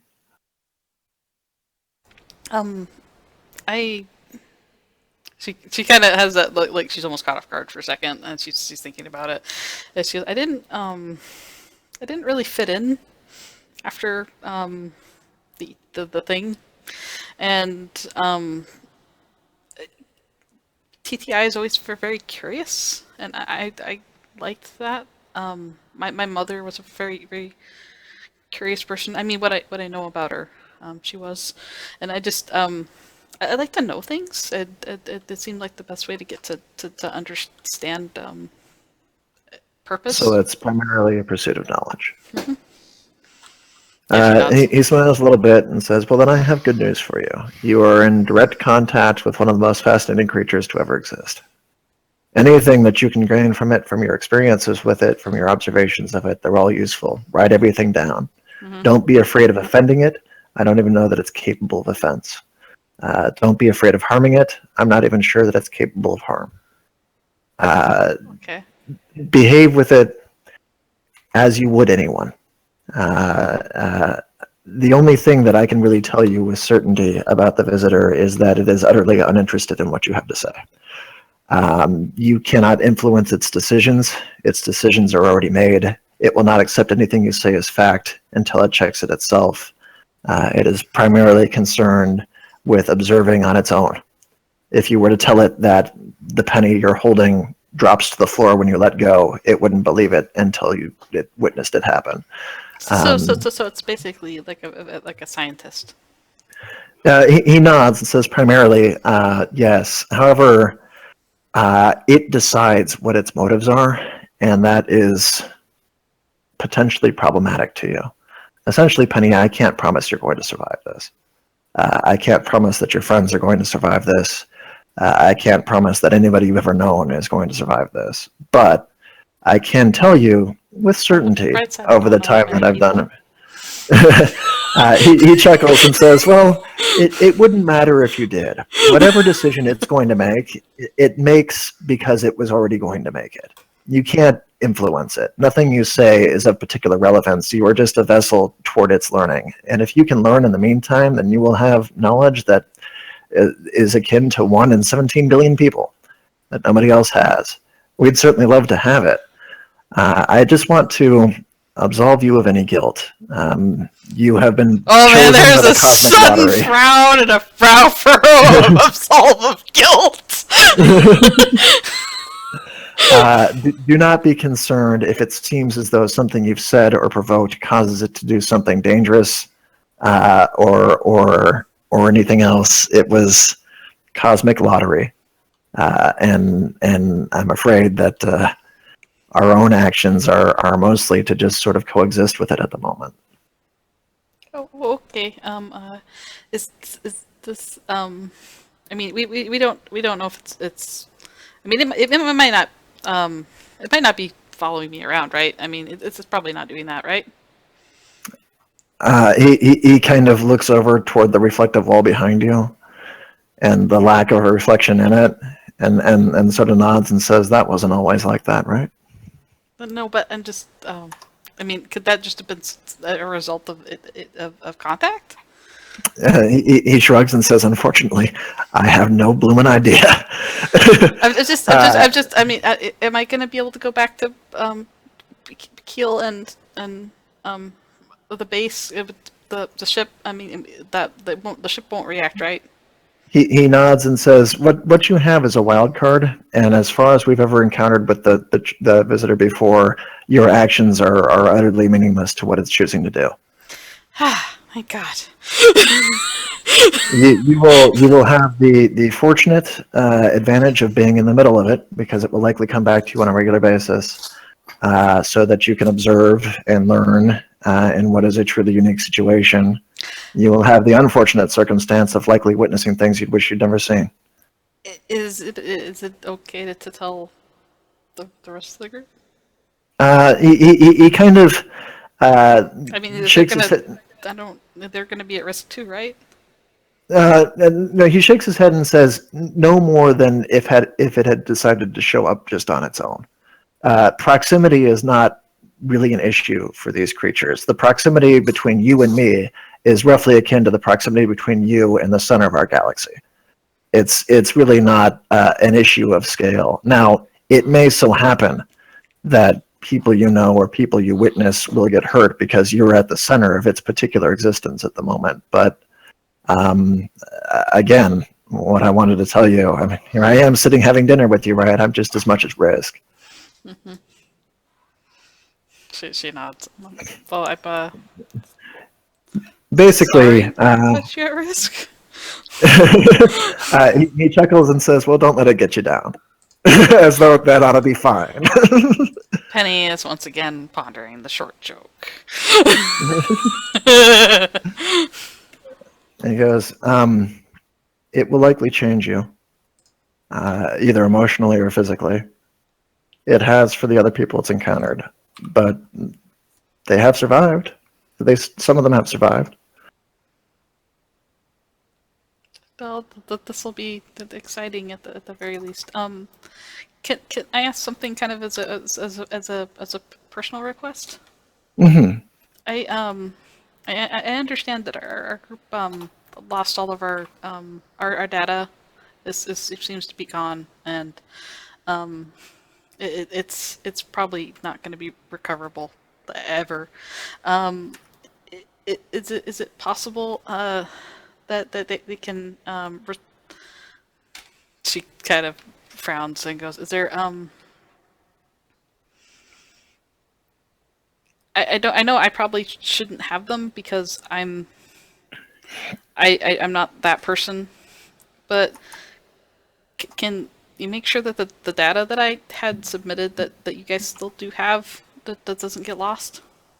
He nods and says, "We are of the extreme blessing that somebody who is so astute in their notes has this particular situation. We're hoping to learn a lot from what you have here." Mm-hmm. I know that sounds a bit dispassionate, but honestly, waving your hand and telling it to go away isn't going to accomplish much. I mean, I'm taking this job on the premise that I'm gonna die. I'm gonna die a lot, and the one thing I'm hoping is that any information I get can keep going forward, because that's the only impact that I can have is finding more information, right?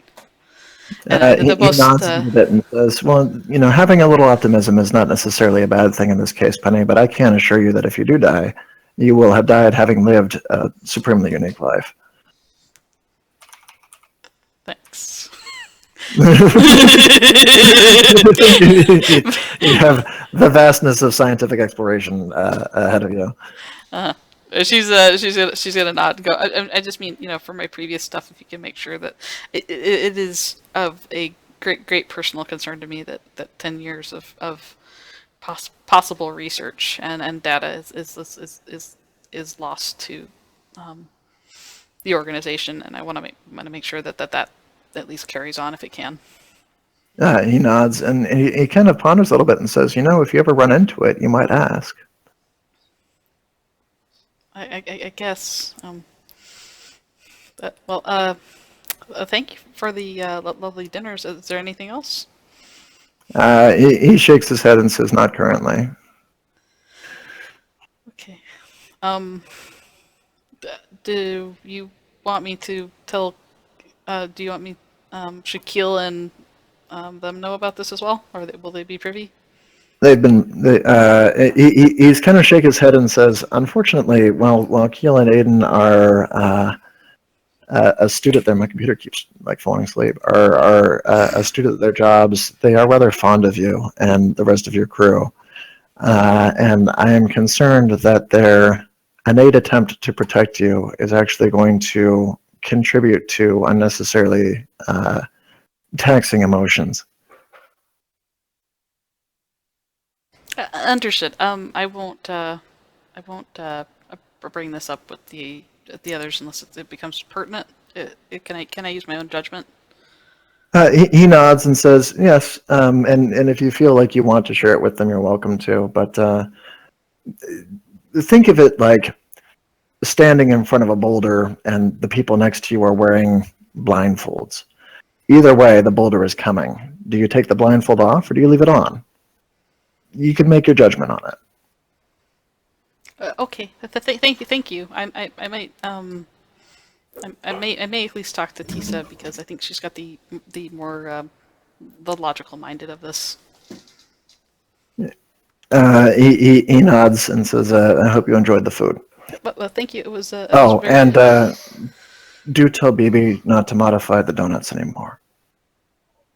Oh, I may have done that for him because he was having problems. Yes, well, when the coffee comes out circular, the crew gets concerned. I didn't change the flavors. That's how coffee's best, you heathens. If you can't have a coffee donut, what kind of horrible dystopian universe are you creating?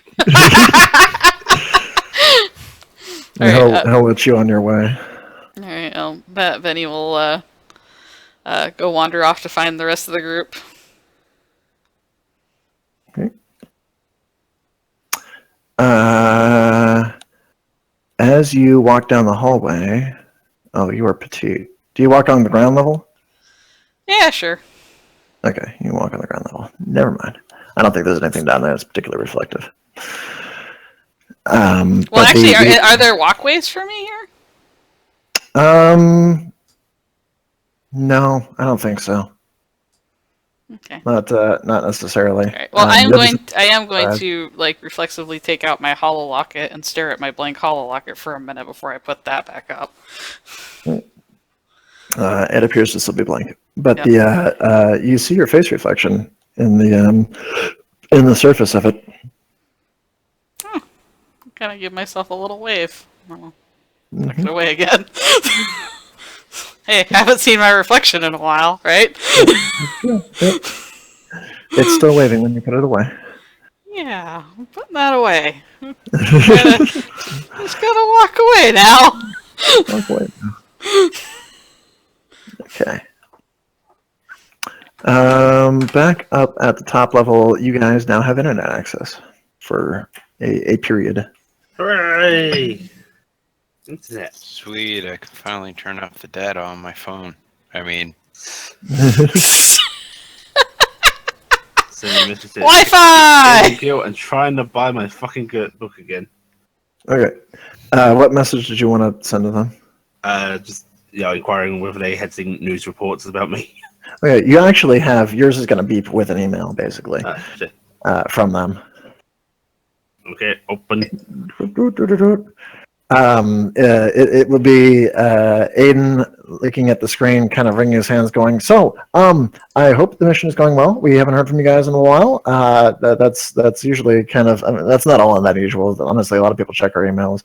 But listen, Tisa, if you happen to like catch the news, or maybe don't, and are just in an area that has news coverage." Or if people start looking at you funnier than usual, listen, you're going to want to keep a bit of a low profile. Something's popped up.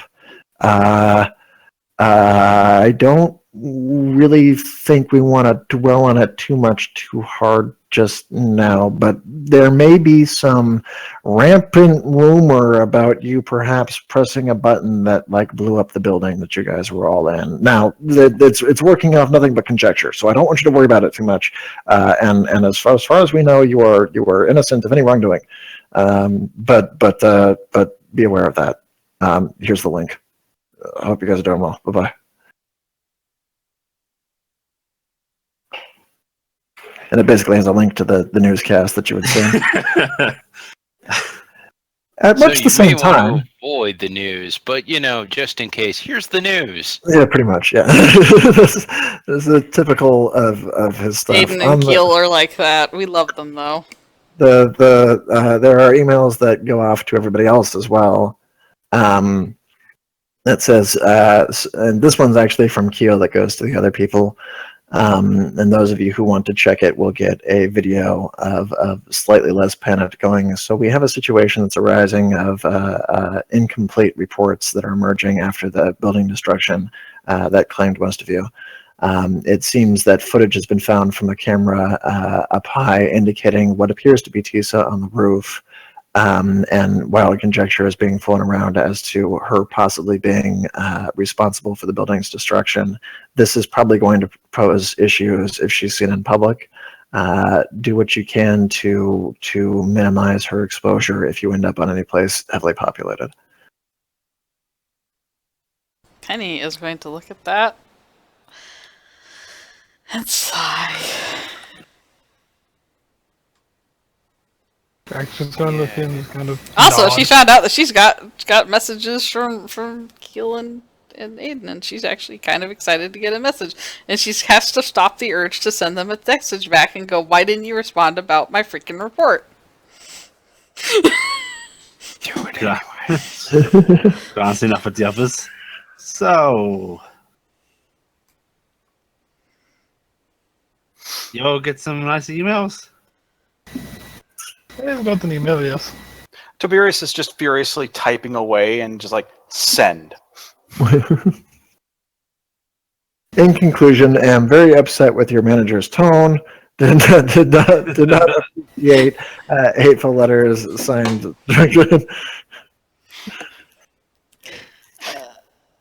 And in conclusion, ASL winky face. So I get in there about this time. Yes, you can arrive at about this moment. Okay, and then send happens, and then Penny walks in the room. Hey, Oh, Penny. Hi, how was your it wasn't. It was just a meeting. Oh, and Oh, nice I one. am sorry to hear that. Oh. It's okay. So just this is a off-ball question. No, don't think too much into this. If there was like a meteor coming down and you guys had blindfolds on, would you want me to take your blindfolds off? Probably. It'd be pretty dark otherwise. Yes, one last beautiful sight before oblivion. Of course. This reminds me of a question my daughter asked me before. It was much like question wife asked. If shooting at me with missile launcher from across street, should I dodge? Have you, Well, the answer to that depends on whether or not I want to sleep on the couch. have you learned to summon meteors, dear? Once Is there a she giant sends meteor me, heading maybe? for us? No, Once not chasing you, maybe. maybe. Not so much you. No. I have to double check here. Is the meteor in this case a metaphor? Yes. Oh, Good. I'm That makes much more I'm sense. good at those. Is it a potato? Oh wait, no, I'm not good at metaphors. Sorry, I get those confused. Yeah, with it donuts. could be a potato. I don't really I don't have enough data on that, but that's a good thought process there, BB. I just like how getting it confused with donuts resulted in a guess of potato. That was pretty good. Yeah. Is it something you want to talk about, dear? Or... But you guys want to go to maybe one of our rooms so we're not in the cafeteria? Sure. Yeah, Probably not my room. Chair is broke. and not my room. You guys will ruin my furniture. Let's go to my room. I don't particularly care about it. Okay. It'll be on the we floor, got probably room rooms? furniture everywhere. Yes, baby, we have rooms. Where did you sleep? Sleep? He was in the hallway all night, standing. They have this great coffee that was like in the shape of a donut. I'm going to have to take some medical readings if you want we get in there. I'm worried. So Is we there were. blood in his coffee yes. system? Yeah, let's head over there. How's everybody else doing? I mean, it's a nice day, right? Well, I mean, I'm maybe a murderer. Oh, well, the blackness of space is extra dark and foreboding today. Did you To be get fair, the I think email? on some degree we all murderers. Yeah. Yes, but I may have future, no, not really future, I suppose. Past older me may have potentially killed you all, so that's a fun fact. It wouldn't be first time somebody's killed me. Aiden and Kale said it's just misinformation. That Right. must be That's an false hope. news, so I don't think we have to worry about it. BB's poking himself, starts pinching his arm. I seem to be alive right now. He He's meaning of the alternate view, the one that you were copy from that had 10 year and then you now have 10 year. No, but that's Drac, leave his simple, innocent mind alone. It's fine. But that's I like not that me, about I'm him. Me. Exactly, now you're getting it. Okay, so we're getting to Tisa's room. but not you got fucked the fuck up is what happened. By not That's the Tisa. exact point the two of them start to say. That's the exact point the two of them agree is, well, that's not me, I'm me. Exactly. Okay. Okay, Penny. So So you guys would rather know about impending doom that you can't do anything about than not know about it? yes, well, I suppose if it's just death in sleep, well, that's not going to happen to me. But it could be worse. If it's exciting, If it's what I'll could be honest, will be another thing on the list of many things that are probably going to kill okay. me. You guys remember how like I had that kind of a seizure on the trip over?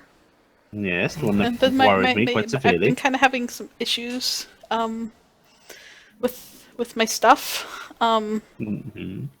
I maybe have attracted attentions from elsewhere. And she's like doing like Another air quote? quotes. No, more like other possible related planes of. I don't. Have you ever read anything by? God, I can never remember the damn Heimdall. guy. Heimdall. Have you ever read anything by Heimdall? Pause right there. Dude, So as you're like I'm activating read a book. Yes, I have. This is bardic knowledge bullshit. I love read a book. Way to go, Svi. Who puts this crap in a game? Okay. So as you're saying that, Heimdall. you realize that the expressions have suddenly kind of stopped, as has pretty much everything else. The sound kind of stops as you're sort of stuttering, and there's this moment of quiet where you just sort of hear your own breathing. Oh, And there is a sort of like I'm trying to pick a good visual Is that just representation. for her, or is that for all of us? You guys aren't experiencing anything. Yeah, Okay. it's a sudden thing that happens. It's all frozen for a moment, and there is that kind of dark shaking noise, like really low bass, that is sort of rattling the area around you a little bit, and very familiar of what was there before, and the light from behind you that was present the first time you kind of encountered this creature. Right. Penny's gonna do that whole thing where she bites her bottom lip, kind of squints her eyes shut for a second, and then just Turns kind of it. says, "Hello." Were you going to try to turn around or no? I'm saying hello first, and then Okay. and then I'm giving it like a half beat, and then I'm gonna turn. Okay. As you turn, it's kind of like a Jenga tower falling over. You're turning, and you fall toward the table like ground has just sort of been tilted a little bit. It's a very dreamlike experience. It's sort of surreal. But you Goodbye, hit the ground and shatter like a Jenga, shatter into basically not solid pieces, but an extrapolation of every component that you have. You're still molecules. fully conscious about it, but it's like your fingers have fallen aside, and then they've opened up, and the bones have fallen aside, and the veins have fallen aside. Nothing's damaged, but it's all open. It's all flayed perfectly in this sort of like diagram suspended on the table of every last component, and your brain, likewise, all of the different components that make it think are spread out flat.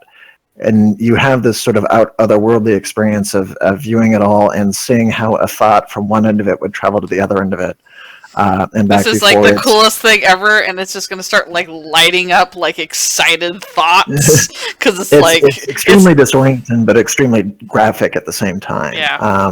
So you can see everything kind of moving and responding to your emotions, but are incapable of transferring Actually any doing of it. anything, yeah.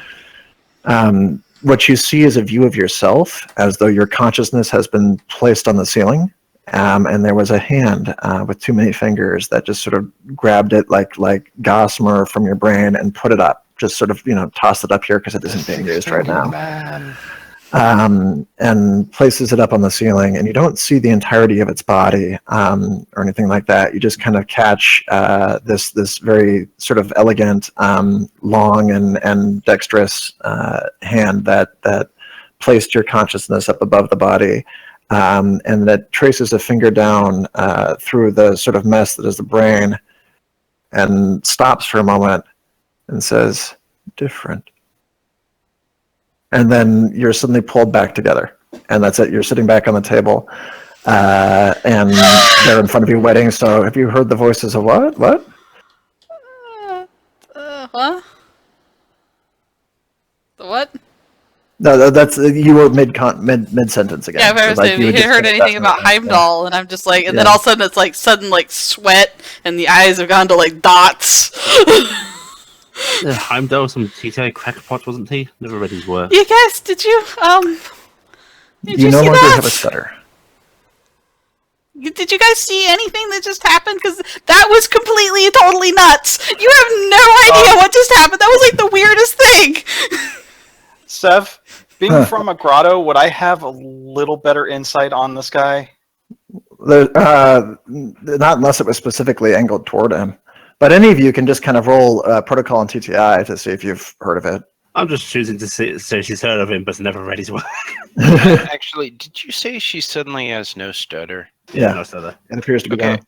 Derek wasn't going to comment on that. Unity exert to notice that, or Perceive. Yeah. bother? Community, Yeah. community perceive and communication. Okay. Okay, I'm going to do a roll on protocol. For that one, it's going to be mind exert. I think, yeah, mine. No, it's perceive because it was the check thing. So mind perceive and protocol, and then you can add any TTI values you have to it. I don't have any TTI, unfortunately. I might have noticed. Again, No, absolutely not. Tiberius doesn't listen to me talk for any amount of time. All my rolls are done for the night. Oh, That's 2 times I've rolled and gotten mostly ones.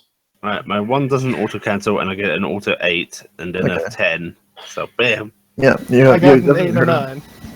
Yeah, looks like that's good. Yeah, Toberius, it actually makes more sense that you haven't. If it's not particularly related to your grotto, there isn't a whole lot of reason why they'd stock the ravings of Madman. But the BB, were you trying or no? There it is. I was just looking Oh, for oh. details.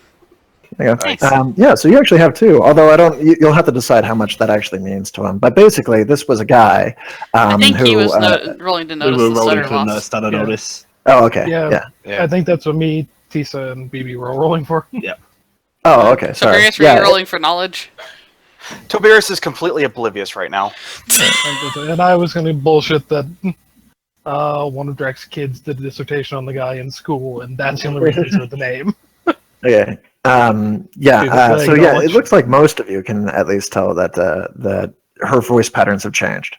They actually seem more confident and steady and aren't staggered anymore.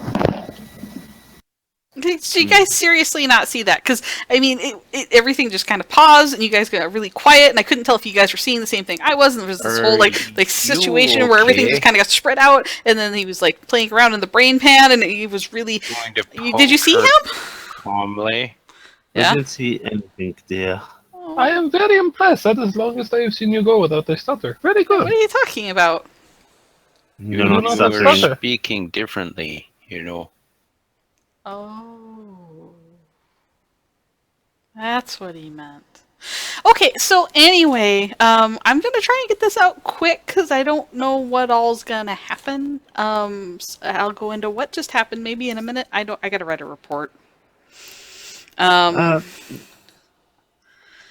Basically, that thing that happened out in space when we were traveling, we got attention from a thing that he may have made, Heimdall made.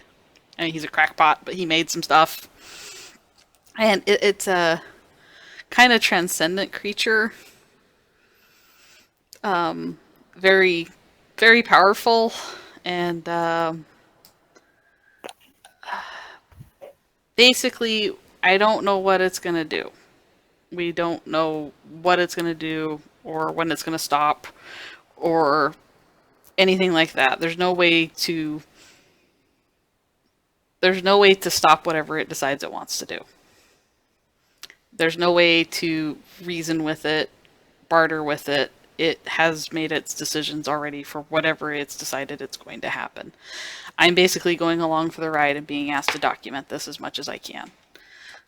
So probably what just happened is he was meddling around in my brain just now, which I basically saw myself on the table, torn down to my core components as he was fingering in them.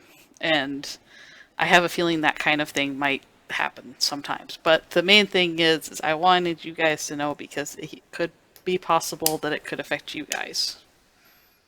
That's Raising both right arms. Yeah, BB? That sounds like it makes sense. How do you know that things can't change? What do you mean things can't change? Well, you're saying he's already made up his mind about stuff and I'm just saying that what he's going to do. He's basically, what I was told is, it's not my fault for what happens. We can only do So the if best y'all we get can. screwed, don't come talking to me. Somebody else, but Tisa's how do you looking know at we BB. can't and reason with them? I don't think he Like, they're crazy understands figures at us. face Or, value. we don't know if it understands us, so it might not interpret things the same way. And so it's hard to have any kind of guilt involved with the fact that we don't have a way to reason with it right now. Or really, I don't even know if I can communicate with it at all. Penny, Well, yeah. sorry, go ahead. I know it sounds Have you been crazy, but I'm feeling- not crazy. Have you been feeling stressed and Yes. okay, well, why don't you? Let me get my medical kit and They told me not to tell Aiden and oh god, why can't I remember the other one's name? It's Aiden and Keel. That other Keel. unimportant NPC. No, it's that, It's Keel. It's Keel. I was gonna say Peel for some reason, and I'm like, no, it's Keel. who told you, dear? Are you hearing voices or? No, I'm trying to tell you what I just had that meeting, and I got all messed up now. No, I had that meeting, and that's what it was about. They don't want Aiden and Keel knowing about it because it'll affect them and make them worry, and they don't want to have that. They told me it was up to me if I wanted to tell you guys, because it's possible you guys are at ground zero or as far away from ground zero as possible for anything this creature decides to do. Tisa He may is decide to gonna do things to you because your proximity to me, or he might completely ignore you because of your proximity to me. Let's see. Do you think things are going to happen to the people around you? Just getting your little torch to check Penny's eyes. Penny is getting this most irritated, look in her Right, face. the thing goes, it is making sense. I remember my daughter wrote paper in school about this man. Basically, Well, he's it- kind of holding up his hands going, You may have to decide whether or not that's making sense or not, because the general consensus is that the stuff he is that's a complete written in the crackpot. Nephilim Codex is oh, no, he's bullshit. not saying if it makes sense. He's saying that it makes sense for what he's been told by his daughter, who tried to Yeah. explain the whole thing to him, which is the explanation he's about to go into. Look, anyway, look, I gotta go write another report, but I just wanted No. you guys to know that I'm sorry. I want you to try and relax and rest a little bit before you go with report writing again, dear. I gotta get this down. That's the one thing they really want me to do. I'll rest right after. Is there anything you guys want to do later? I mean, we got a long ride to Venus, right? Like the whole nother day or something. We were going to watch a movie. Oh, that sounds great. Yes, of course you'd be welcome. You should come along. I'd really enjoy that. Also, BB, I've been told that I'm not supposed to meddle with the food printer anymore to make donuts. But coffee was so good today. I know, they said that some people complained. Why? Because it was round.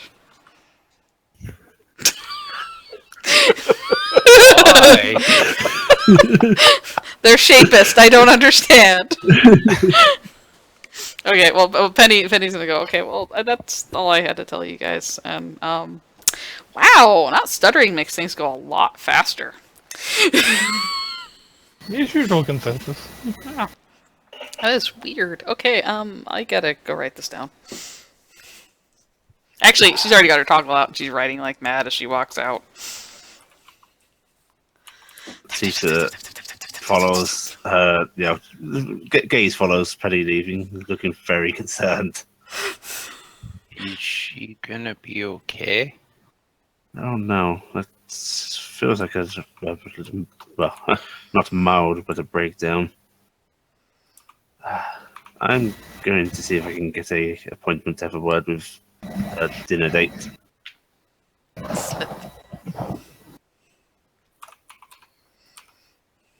It sounds like she started to have crazy things happen around and sometimes rationalize from that. Yes, but that can be somewhat unhealthy as well. I'd like to see exactly what has triggered this. Poor Penny. She tries to come clean with you guys. Nobody believes her. Say I don't believe her. I am believe going what in you the were opposite told. direction of the natural player instinct to just go along with what they know is true. Makes sense. Yep. I like it. Yeah, I actually dig it. I'm just saying, poor Penny. Well, so the official, like, because it seems like a few of you do have some history with them. These books, let me check the date for when this particular thing came out, because I think it was some time ago. Yeah, they're somewhat old now, aren't they? Yeah, it's like 75 years or something, 80 years. Final Act Before Suicide published the Codex of the Soul's Public Network roughly 80 years after the first book appearance. Actually, it's only been about 20 or so since this came out.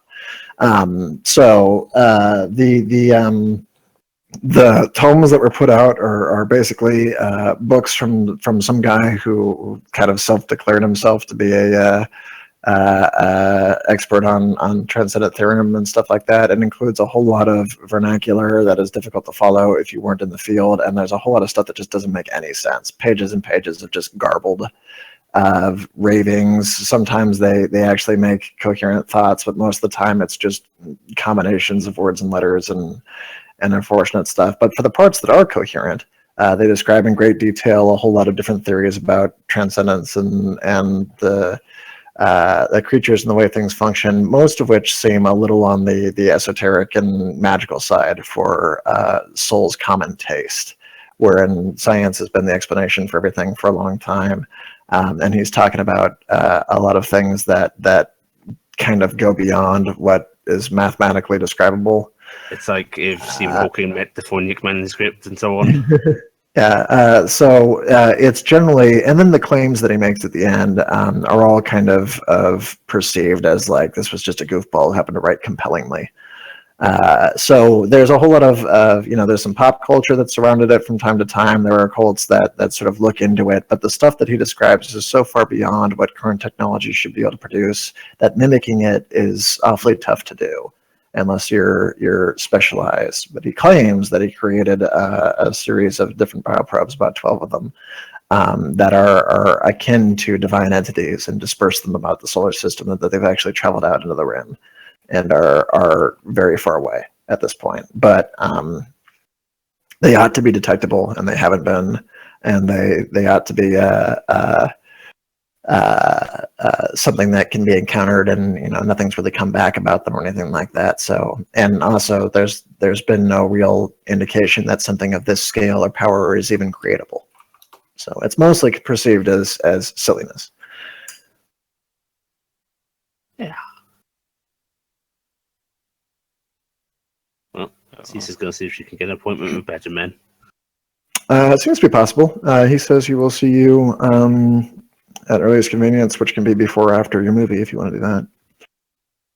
Before she's concerned about Penny. Okay, so then you can go down and see him. The rest of you, do you want to do anything?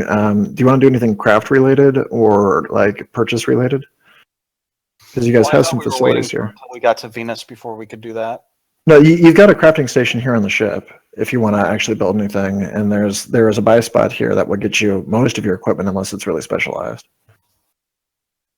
Did we get our money? Paid so I can buy the surgery I need. Oh, right. Yes, that is the other thing. So yeah, there isn't a surgical center here. At least not one for most of the surgeries you're looking for. Just sort of like general repair and stuff. But there's equipment here, and the thing that will ding into your toggles currently is your monetary reward. Actually, let's make a scene of this. You will all get called back down to meet with him at the same debriefing area that you were at before. Oh, handy. Yeah. Yay! Well, I'm going down there. Yeah. I don't look disheveled at all. Yep.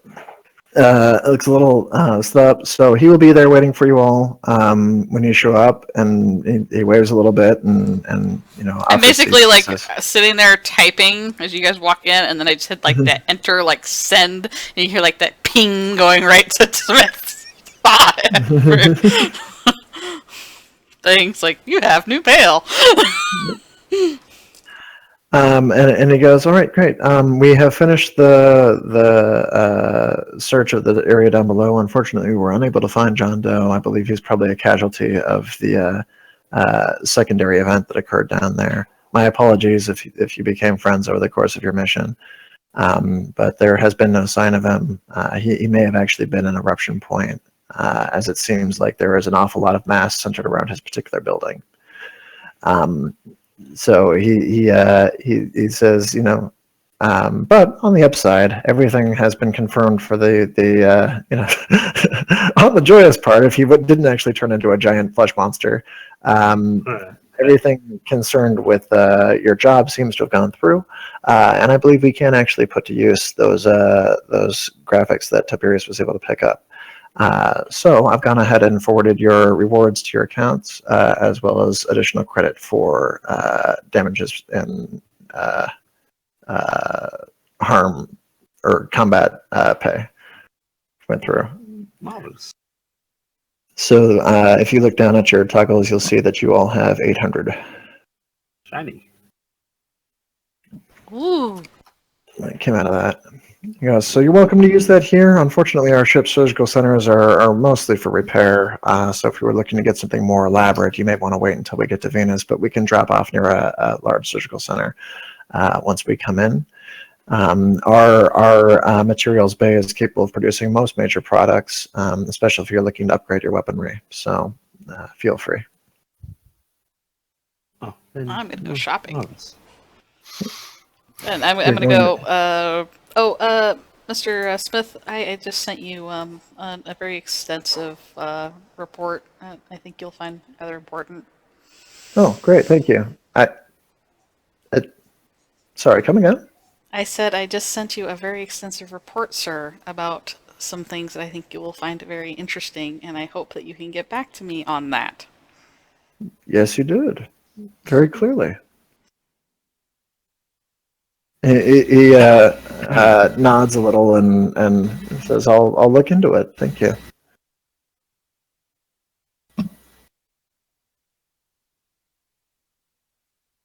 But you don't want me to do it now, right? We're all just standing here. Right, I'm gonna go to shopping at the buy stop as nobody needs me. I'm gonna go do that. Bye. I'd like to have a word, if possible. He nods and says, "Just stick around." Well, File out and wait to where they were going to see a movie. bye. Sheepishly walk out. I won't be long, boys. You won't be bereft of my goo for long. He says, what seems to be the problem, Tisa? I'm very worried about Penny currently. I think she may be having some sort of a breakdown. Go on. She has started rambling on about something to do with Heimdall's research and how there's something following her and we may be at risk. And it sounds like paranoid delusion to me, and I'm thinking she may be feeling some sort of guilt from the Blight Spot incident or something similar. He nods and says, "Did she seem distressed about it?" It's an odd mix of distress and excitement and worry? It's hard to gauge. This has been I'm not sure if you're aware, but Penny's previous experience with violent circumstances is somewhat small. This has probably been an interesting past 48 hours for her. I would recommend, if you're concerned, assess whether or not she needs a sedative and proceed from there. But as long as she doesn't seem to be too mentally taxed, then Smith, you bastard! I was particularly interested. I was wondering if anything came up during your dinner. She seemed to be like this after she talked to you. Well, he seems to shrug a little bit and says it's possible that it's just a concern over the performance of the mission. There were a larger body count there than you were really volunteered to go after, and it has been known to have situations in the past where overuse of extreme transcendent ability can result in strange effects. There's certainly nothing proven that could associate what happened to your particular combat, and I don't want you to jump to any conclusions that was the case, because we can't prove that in any particular way. But it does seem coincidental, doesn't it? It's probably weighing on our mind. I will try my best to see if I can get her back into sorts. Well, that'd be great. And, medicate her if you have to. I will. Hopefully I won't, but, needs must. Thank you for your time. He raises coffee. And she'll nod politely and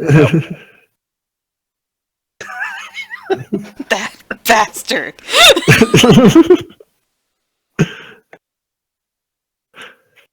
The coffee's still round, too, that bastard. It's basically the coffee mug is donut shaped, and there's like a small portal at the top where the coffee can be sipped from. Yep. Only I should have this coffee.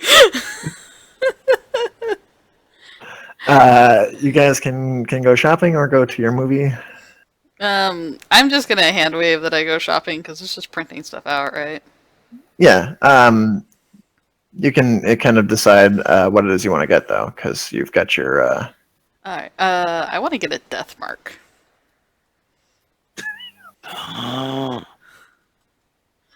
she has become unhinged. It's a little extreme. That's not the worst thing for inventing. Oh, actually, Cronos managed to find a pretty good screen there, kind of ish. What happened? Little gift that you posted of the thing. What's that from?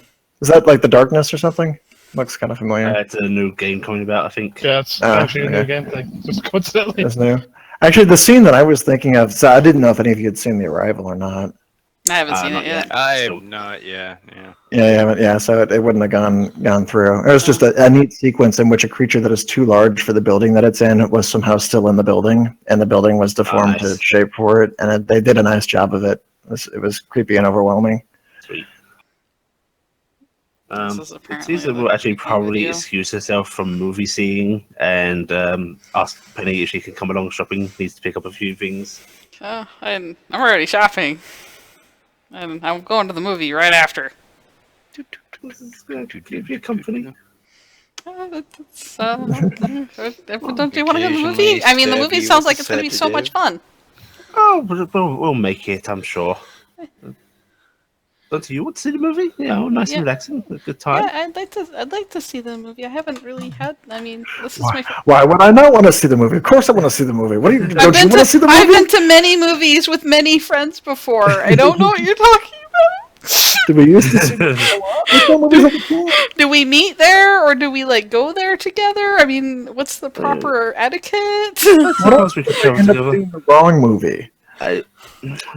Penny, you've got an awkward request, personal one. Yeah. Don't mind. Do you know much about my condition? Unfortunately, I haven't read too much into it. I really haven't studied nanites very intently. I was intending to take a second doctorate on that, but I have not actually pursued that one yet. My kind, as it were, we It seems there is an Bovines? issue with us, and no, not bovines. I mean the Intelliformic, Oh, Emmy? specifically the advanced ones. Mhm. We seem to have a bit of an issue with social interaction, friends, emotions, being people. Penny just And- kind of gives this knowing nod of somebody who's been there.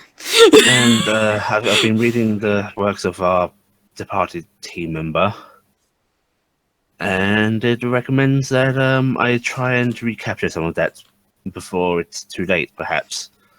But it's awkward. I'm not entirely sure how, but I was wondering if you wouldn't mind if we interacted more, just talked. You know, you can happily tell me to go away when you don't want company. I wouldn't be insulted, but I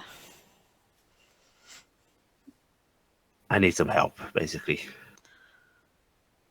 Well, I haven't really had much experience, but if you don't mind the clumsiness of it, I could try.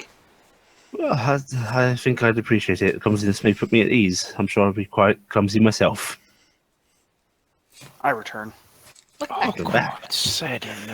Well, I mean, we'll kind of figure this out together, and Yes.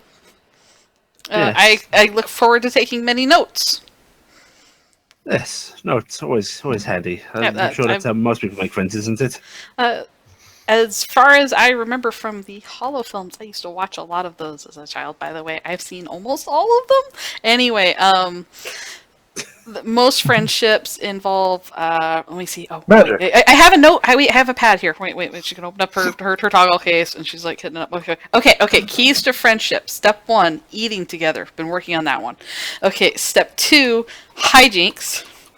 Hijinks. Yes, hijinks. I'm not entirely certain. Hijinks seem to be pranks involving toiletry. That seems to be one of the ones I've made notes of right here. And 3 seems to be emotional attachment, aka cry together. I don't know if I'm capable of crying. And board games. That's on here. Board games, I can do that. Okay. I can do that part. Mhm. Oh. It's good to have it by spot. Oh! I think I can send you. I got a free copy when you buy this book. You get a copy of it. I bought it on my toggle. I'm gonna send you a copy of it, and it's How to Make Friends Beginner's Guide. Oh, well, Yeah. thank you. Yeah, they give you a copy so that way when you make a friend, you can help them be friends. It's kind of Has neat. that worked? No, it hasn't yet. But I mean, there's a first time for everything. I mean, just because it fails once doesn't mean that it's always gonna fail, right? Yes, it's quite right. Yeah. I'm on step 2. I'm trying to get to step 2 right now with BB, but I haven't quite got there yet. I feel like BB is She's working on second base. everybody's friend. I think technically what we did to the food creation machine counts as hijinks. I might check that one off. Well done. You are making fantastic progress in friendship. Yes, I've got this all figured out. Okay, let's go to the movie. Okay, yes. First I'm going to print this off. Okay, cool. I made this death mark thing. Isn't it great? Death Mark. That's a charming name. I know, isn't it great? Well, what's that do then? It makes it so things get hit more. This is a good description, I suppose. Basically, I have to go up and slam this into the side of something, and then it basically will home in all of our ammo onto it. That is actually very handy, huh? Although I'm not sure about you getting close to things. That's awfully dangerous. It's sort of a just-in-case-sies. And I figured if anything, I can hand it off to BB. Well, speaking of just in cases, I thought this might make a nice change up. She's going to point at the screen where she currently has a fucking battle racks on order. Oh, that's so cute! You know what you should do is get it done up so it looks like it's a moose, so that each of the blades is like a bunch of antlers, and then BB will feel really important. There's that sort of squinting concern again. So, do you often visualize your friends as weapons, or? I thought that's what we were. Well, I suppose that's quite true. Yes. Well, this is 30 of a second. Well, I'll pick it up after the film. Shall we head off? All right, let's go. Movie time. What movie do you wish to see? I want to see a sci-fi thriller romance. Action comedy. Yeah, everything's been combined at this point. So Fantastic got Four. Given 5. it's Drac, he probably was looking for just like a cartoon. I want to So see it's like, Avengers 735. Yeah. The franchise died out. They stopped being good after about 300 or so. Oh, okay. Well, they're still making them. But 300 came out before Avengers. But they'll have a sequel too. Oh, can we Yeah, watch but they're watch the newest crossover. Harry Potter? I don't know how she keeps making books. We're going to watch, in an ironic twist, we're going to watch Encounters Beyond the Rim, a story of the Nephilim. You're off to go watch The Begun of Tintin. Yep. Tin Town. Tintin Is it a Begins. cog romance novel? So you can basically proceed into the rest of your time on the ship as you wish. We can kind of figure out, unless anybody wants to accomplish anything specific over the next day or so. I am basically going to try to curry relationships with everybody in the group by attempting to make sure we eat together, and I am going to try to discover how to hijink with each. Okay. And also be reading my books with Tisa and spending time with her.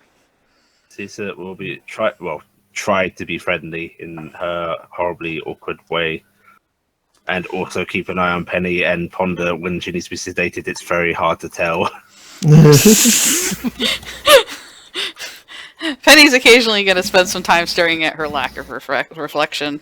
Unfortunately, you've got a whole lot of pressure telling you to sedate her because you do have 24 hours to go before you arrive on the planet. Jesus Christ. Super Suppose Hatdan hadn't jumped on that one yet. Come on.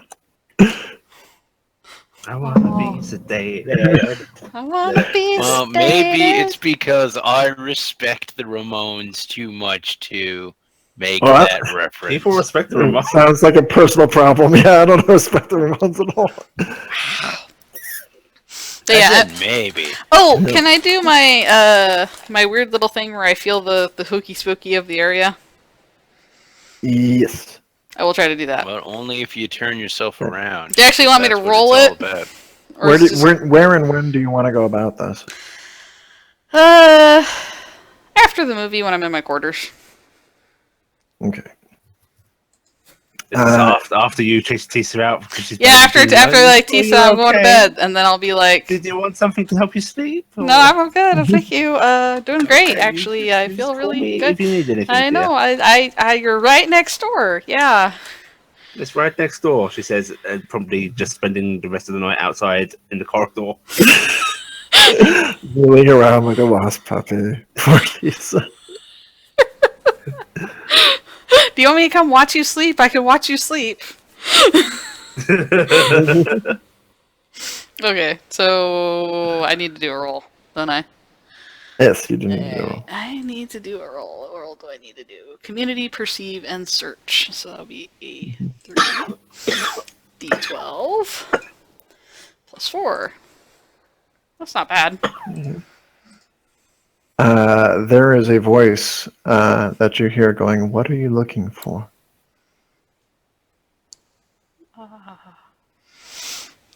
You?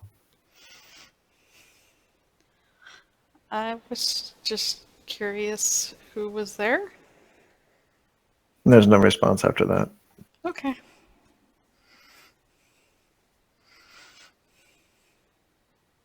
Other than that, though, you don't really get anything from it, which is the more troubling event, because you hear it pretty clearly, and you have the same feeling that you had before of like just this really huge thing that's just out of sight. Yeah. And even the glow kind of feels in the back of your eyes. It's not reflecting off the walls or anything, which it has sort of done before. You've kind of felt like it was illuminating the room, and this one it feels like it's illuminating the back of your head. Mhm. But you clearly heard a thing talk to you, but the feelings of transcendence didn't come through it, and Okay. they aren't there when it stops talking. Okay. Well, I am gonna send off another quick little message to my buddy that I work with, and sleep this off as much as I can. You work with like 3 dudes. Straight to the drink. Yeah, maybe Penny should start drinking. Oh, In the meantime, there is a report that none of y'all get to see, but as players, you get privy to reports that the characters don't necessarily get. There is a little camera being shakily brought into view, and Keel is in front of it, going, "This is Agent Keel special report on a situation that has occurred on Blackwatch Station as of 0700 this morning. Have entered Agent Aiden's room and discovered assault." And the camera turns over, and Aiden's body is spread out across the ground in much the same way Penny's was. Splayed into different organisms or different arrangements, just in like this beautiful tapestry. So in there, I'm not nothing entered, no indication of transcendent event, no populace on the station, no reports from the orbiting vessel. I'm not really sure what to classify this as at this point. I've begun recloning of Aiden from backup. We should only lose about a day. Going to call for cleanup. Please get a recording crew down here. And it shuts down. sweet. Oh, Aiden. Owie. The recording We're crew all will seeing that, discover. No, nobody sees that. That's a little split screen for the players to enjoy, Yeah. as opposed to the characters to get up. It happens simultaneously. The recording crew that goes to clean up that mess will discover that the speech center of Aiden's brain is missing. Sweet, it's sweet like the Aidens. Oh, great. It's okay though, because I talk better now. Mhm. Lighthearted campaign. As you guys get up, it is coming close to your transit into Venus. There are different reports coming in. You're getting news feeds from there now. You're getting local time and broadcasts and stuff. They appear to have entered a little bit of a celebration in some parts of the planet. It's kind of like their New Year's, only it corresponds with the transit behind Earth's quarantine zone, which basically cuts them off from the rest of the galaxy during certain eras, because it just makes it really hard to get around it. They still can if they want to go high or something like that, but it makes travel really painful to get to Mars. So it's sort of like, goodbye Mars, bye for now. Sort We're of thing. finally rid of those We're on our fuckers. Yeah, so it corresponds with a few celebrations and various events and stuff like that, until it passes by. And they will begin the landing sequence to bring you guys down. Can As we you're- get scheduling for people for surgeries that are going to go out? Yeah, what's going to happen as you're approaching the planet is that you're going to get new instructions, basically saying to take a little time off until your handlers contact you. Mhm. And they will tell you when to catch the next ship to get back to your home base, or if you're going to be continuing from your current location. They expect it shouldn't take longer than a day or two to let you know. They have to decide whether or not they're going to break Earth's quarantine to bring you home, or if they're going to keep you working on over there. They apparently they sort of disclose in the process of talking to you that they have the ability to break Earth's quarantine, and they don't seem concerned about getting caught about it, which puts your overall organization as pretty substantial. Means they have an agreement with the IRPF that they can transit ships through an area that people aren't supposed to move them. So They have clout. yeah. Or something. So it's sort of like you haven't gotten too much idea of what it is your organization is really supposed to do, other than quote hunt bad things. But it is apparently good enough at it, or big enough at it, that they have the ability to go through zones that keep pretty much everybody out. So they're just deciding whether or not they're going to exercise that, or if they're just going to wait out the transit. I am going to send an awesome message to Keel and Aiden, giving a report on the fact that I am making great strides towards making friends with the party, and I think that the previous innovation of me would be very proud of the fact that I am probably overtaking them in my ability to worm my way into their hearts. Meanwhile, they're getting the report from Tisa of think Penny may be having a breakdown, keeping an eye on her. Yes, we do. I hope that Tisa's prepared to sedate her at any such and such time. Also, Tisa will now spend her nights reading Heimdall's work. It kind of brings on fugues and visions, but not in a supernatural sense. It's just kind of written in a weird ass way. It's like reading fucking Lovecraft. This is so terrible. What the hell? It's like this is it's one of those, like, it's super detailed in some areas and vague in others, and it gets you into it, which is probably why it captured so much attention when it first came out, because it isn't written like a textbook. Yeah. Every time you talk about it, it makes me think of this. So. This. Yep. Oh yeah, shit. I don't know. Maybe I was channeling that.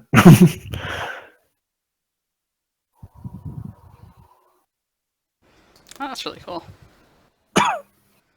I'm personally fond of this. You can expect this level of detail to be in numerous parts of. Oh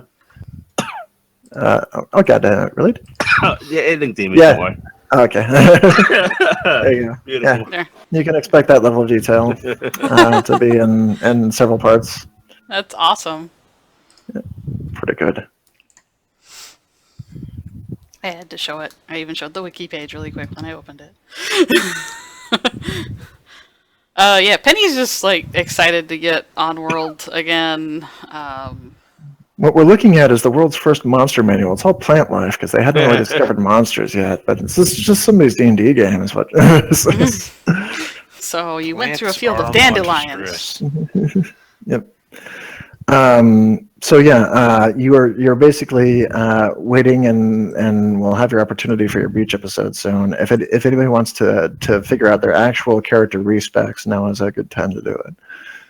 Alright then. Awesome.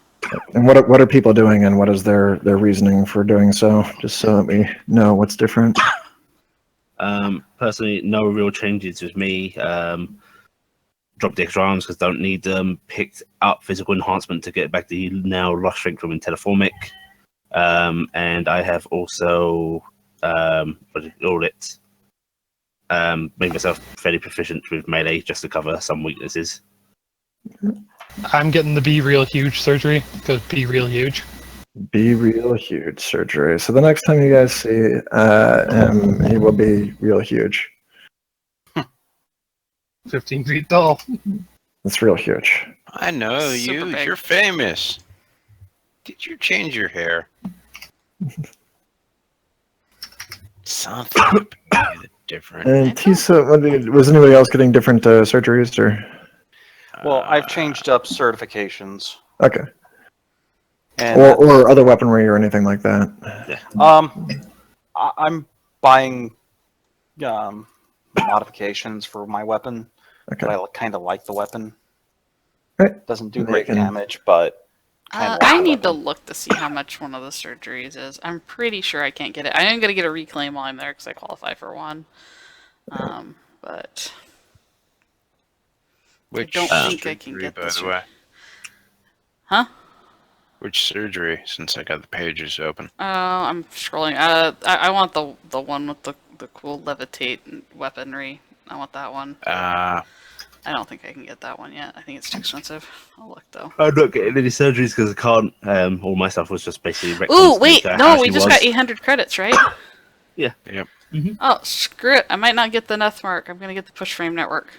Oh, I know what I'm going to do. I'm going to pick up. No, the Allie, fucking- what were you retconning? Oh, the physical enhancement in because I've already played her as being strong. So. Okay, because there was something that I was actually going to do for that story-wise. Oh, okay. Yeah. Well, happy to talk to you about that. Did you get laser eyes, or what were you? I couldn't afford it, but I may be able to now. I'll play with that during the week and we'll talk about it. Okay. Alright, I'm getting a push frame network. That's what I'm getting installed. Alright. Because I can't see any reason that me going in for a surgery right now is a bad idea with the creepy monster that can Totally dissect fine. me at any moment. What could go wrong with that? Yeah, I'm pretty sure I'm fine, but yeah, I'm gonna get a core implant of the the push frame network. So now I can do melee attacks from 30 feet out, or aka 10 hexes, as an unarmed or a melee, if I can get a melee weapon, and then I can just be like stabby stabby yo. Oh my From the way god. off lane. Oh man, this is great because people can't fight me back. This is so cool. Are we ending the stream? No, because just a little stop moment here. So you guys have arrived at on Venus, and they've put down at this rather elaborate city near the coast. And you were near the inner city when you put down with, because that's where the surgical areas were. But you put down on the outside because there was a spaceport that was near the outside, and rode a rail system in. City calls itself Vestibule City.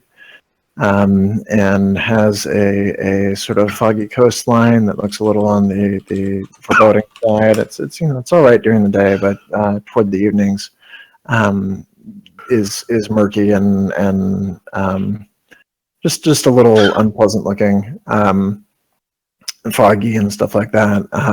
It has a bustling inner city that goes with it, a few IRPS stations on the outside. And all sorts of things to sort of see and explore. Most of the people, I think, except for, I think Cronos joined us afterward. So Cronos and Hatdan haven't been here, but this is the same city that you guys arrived in on our first session when you were talking to Rio from way back when.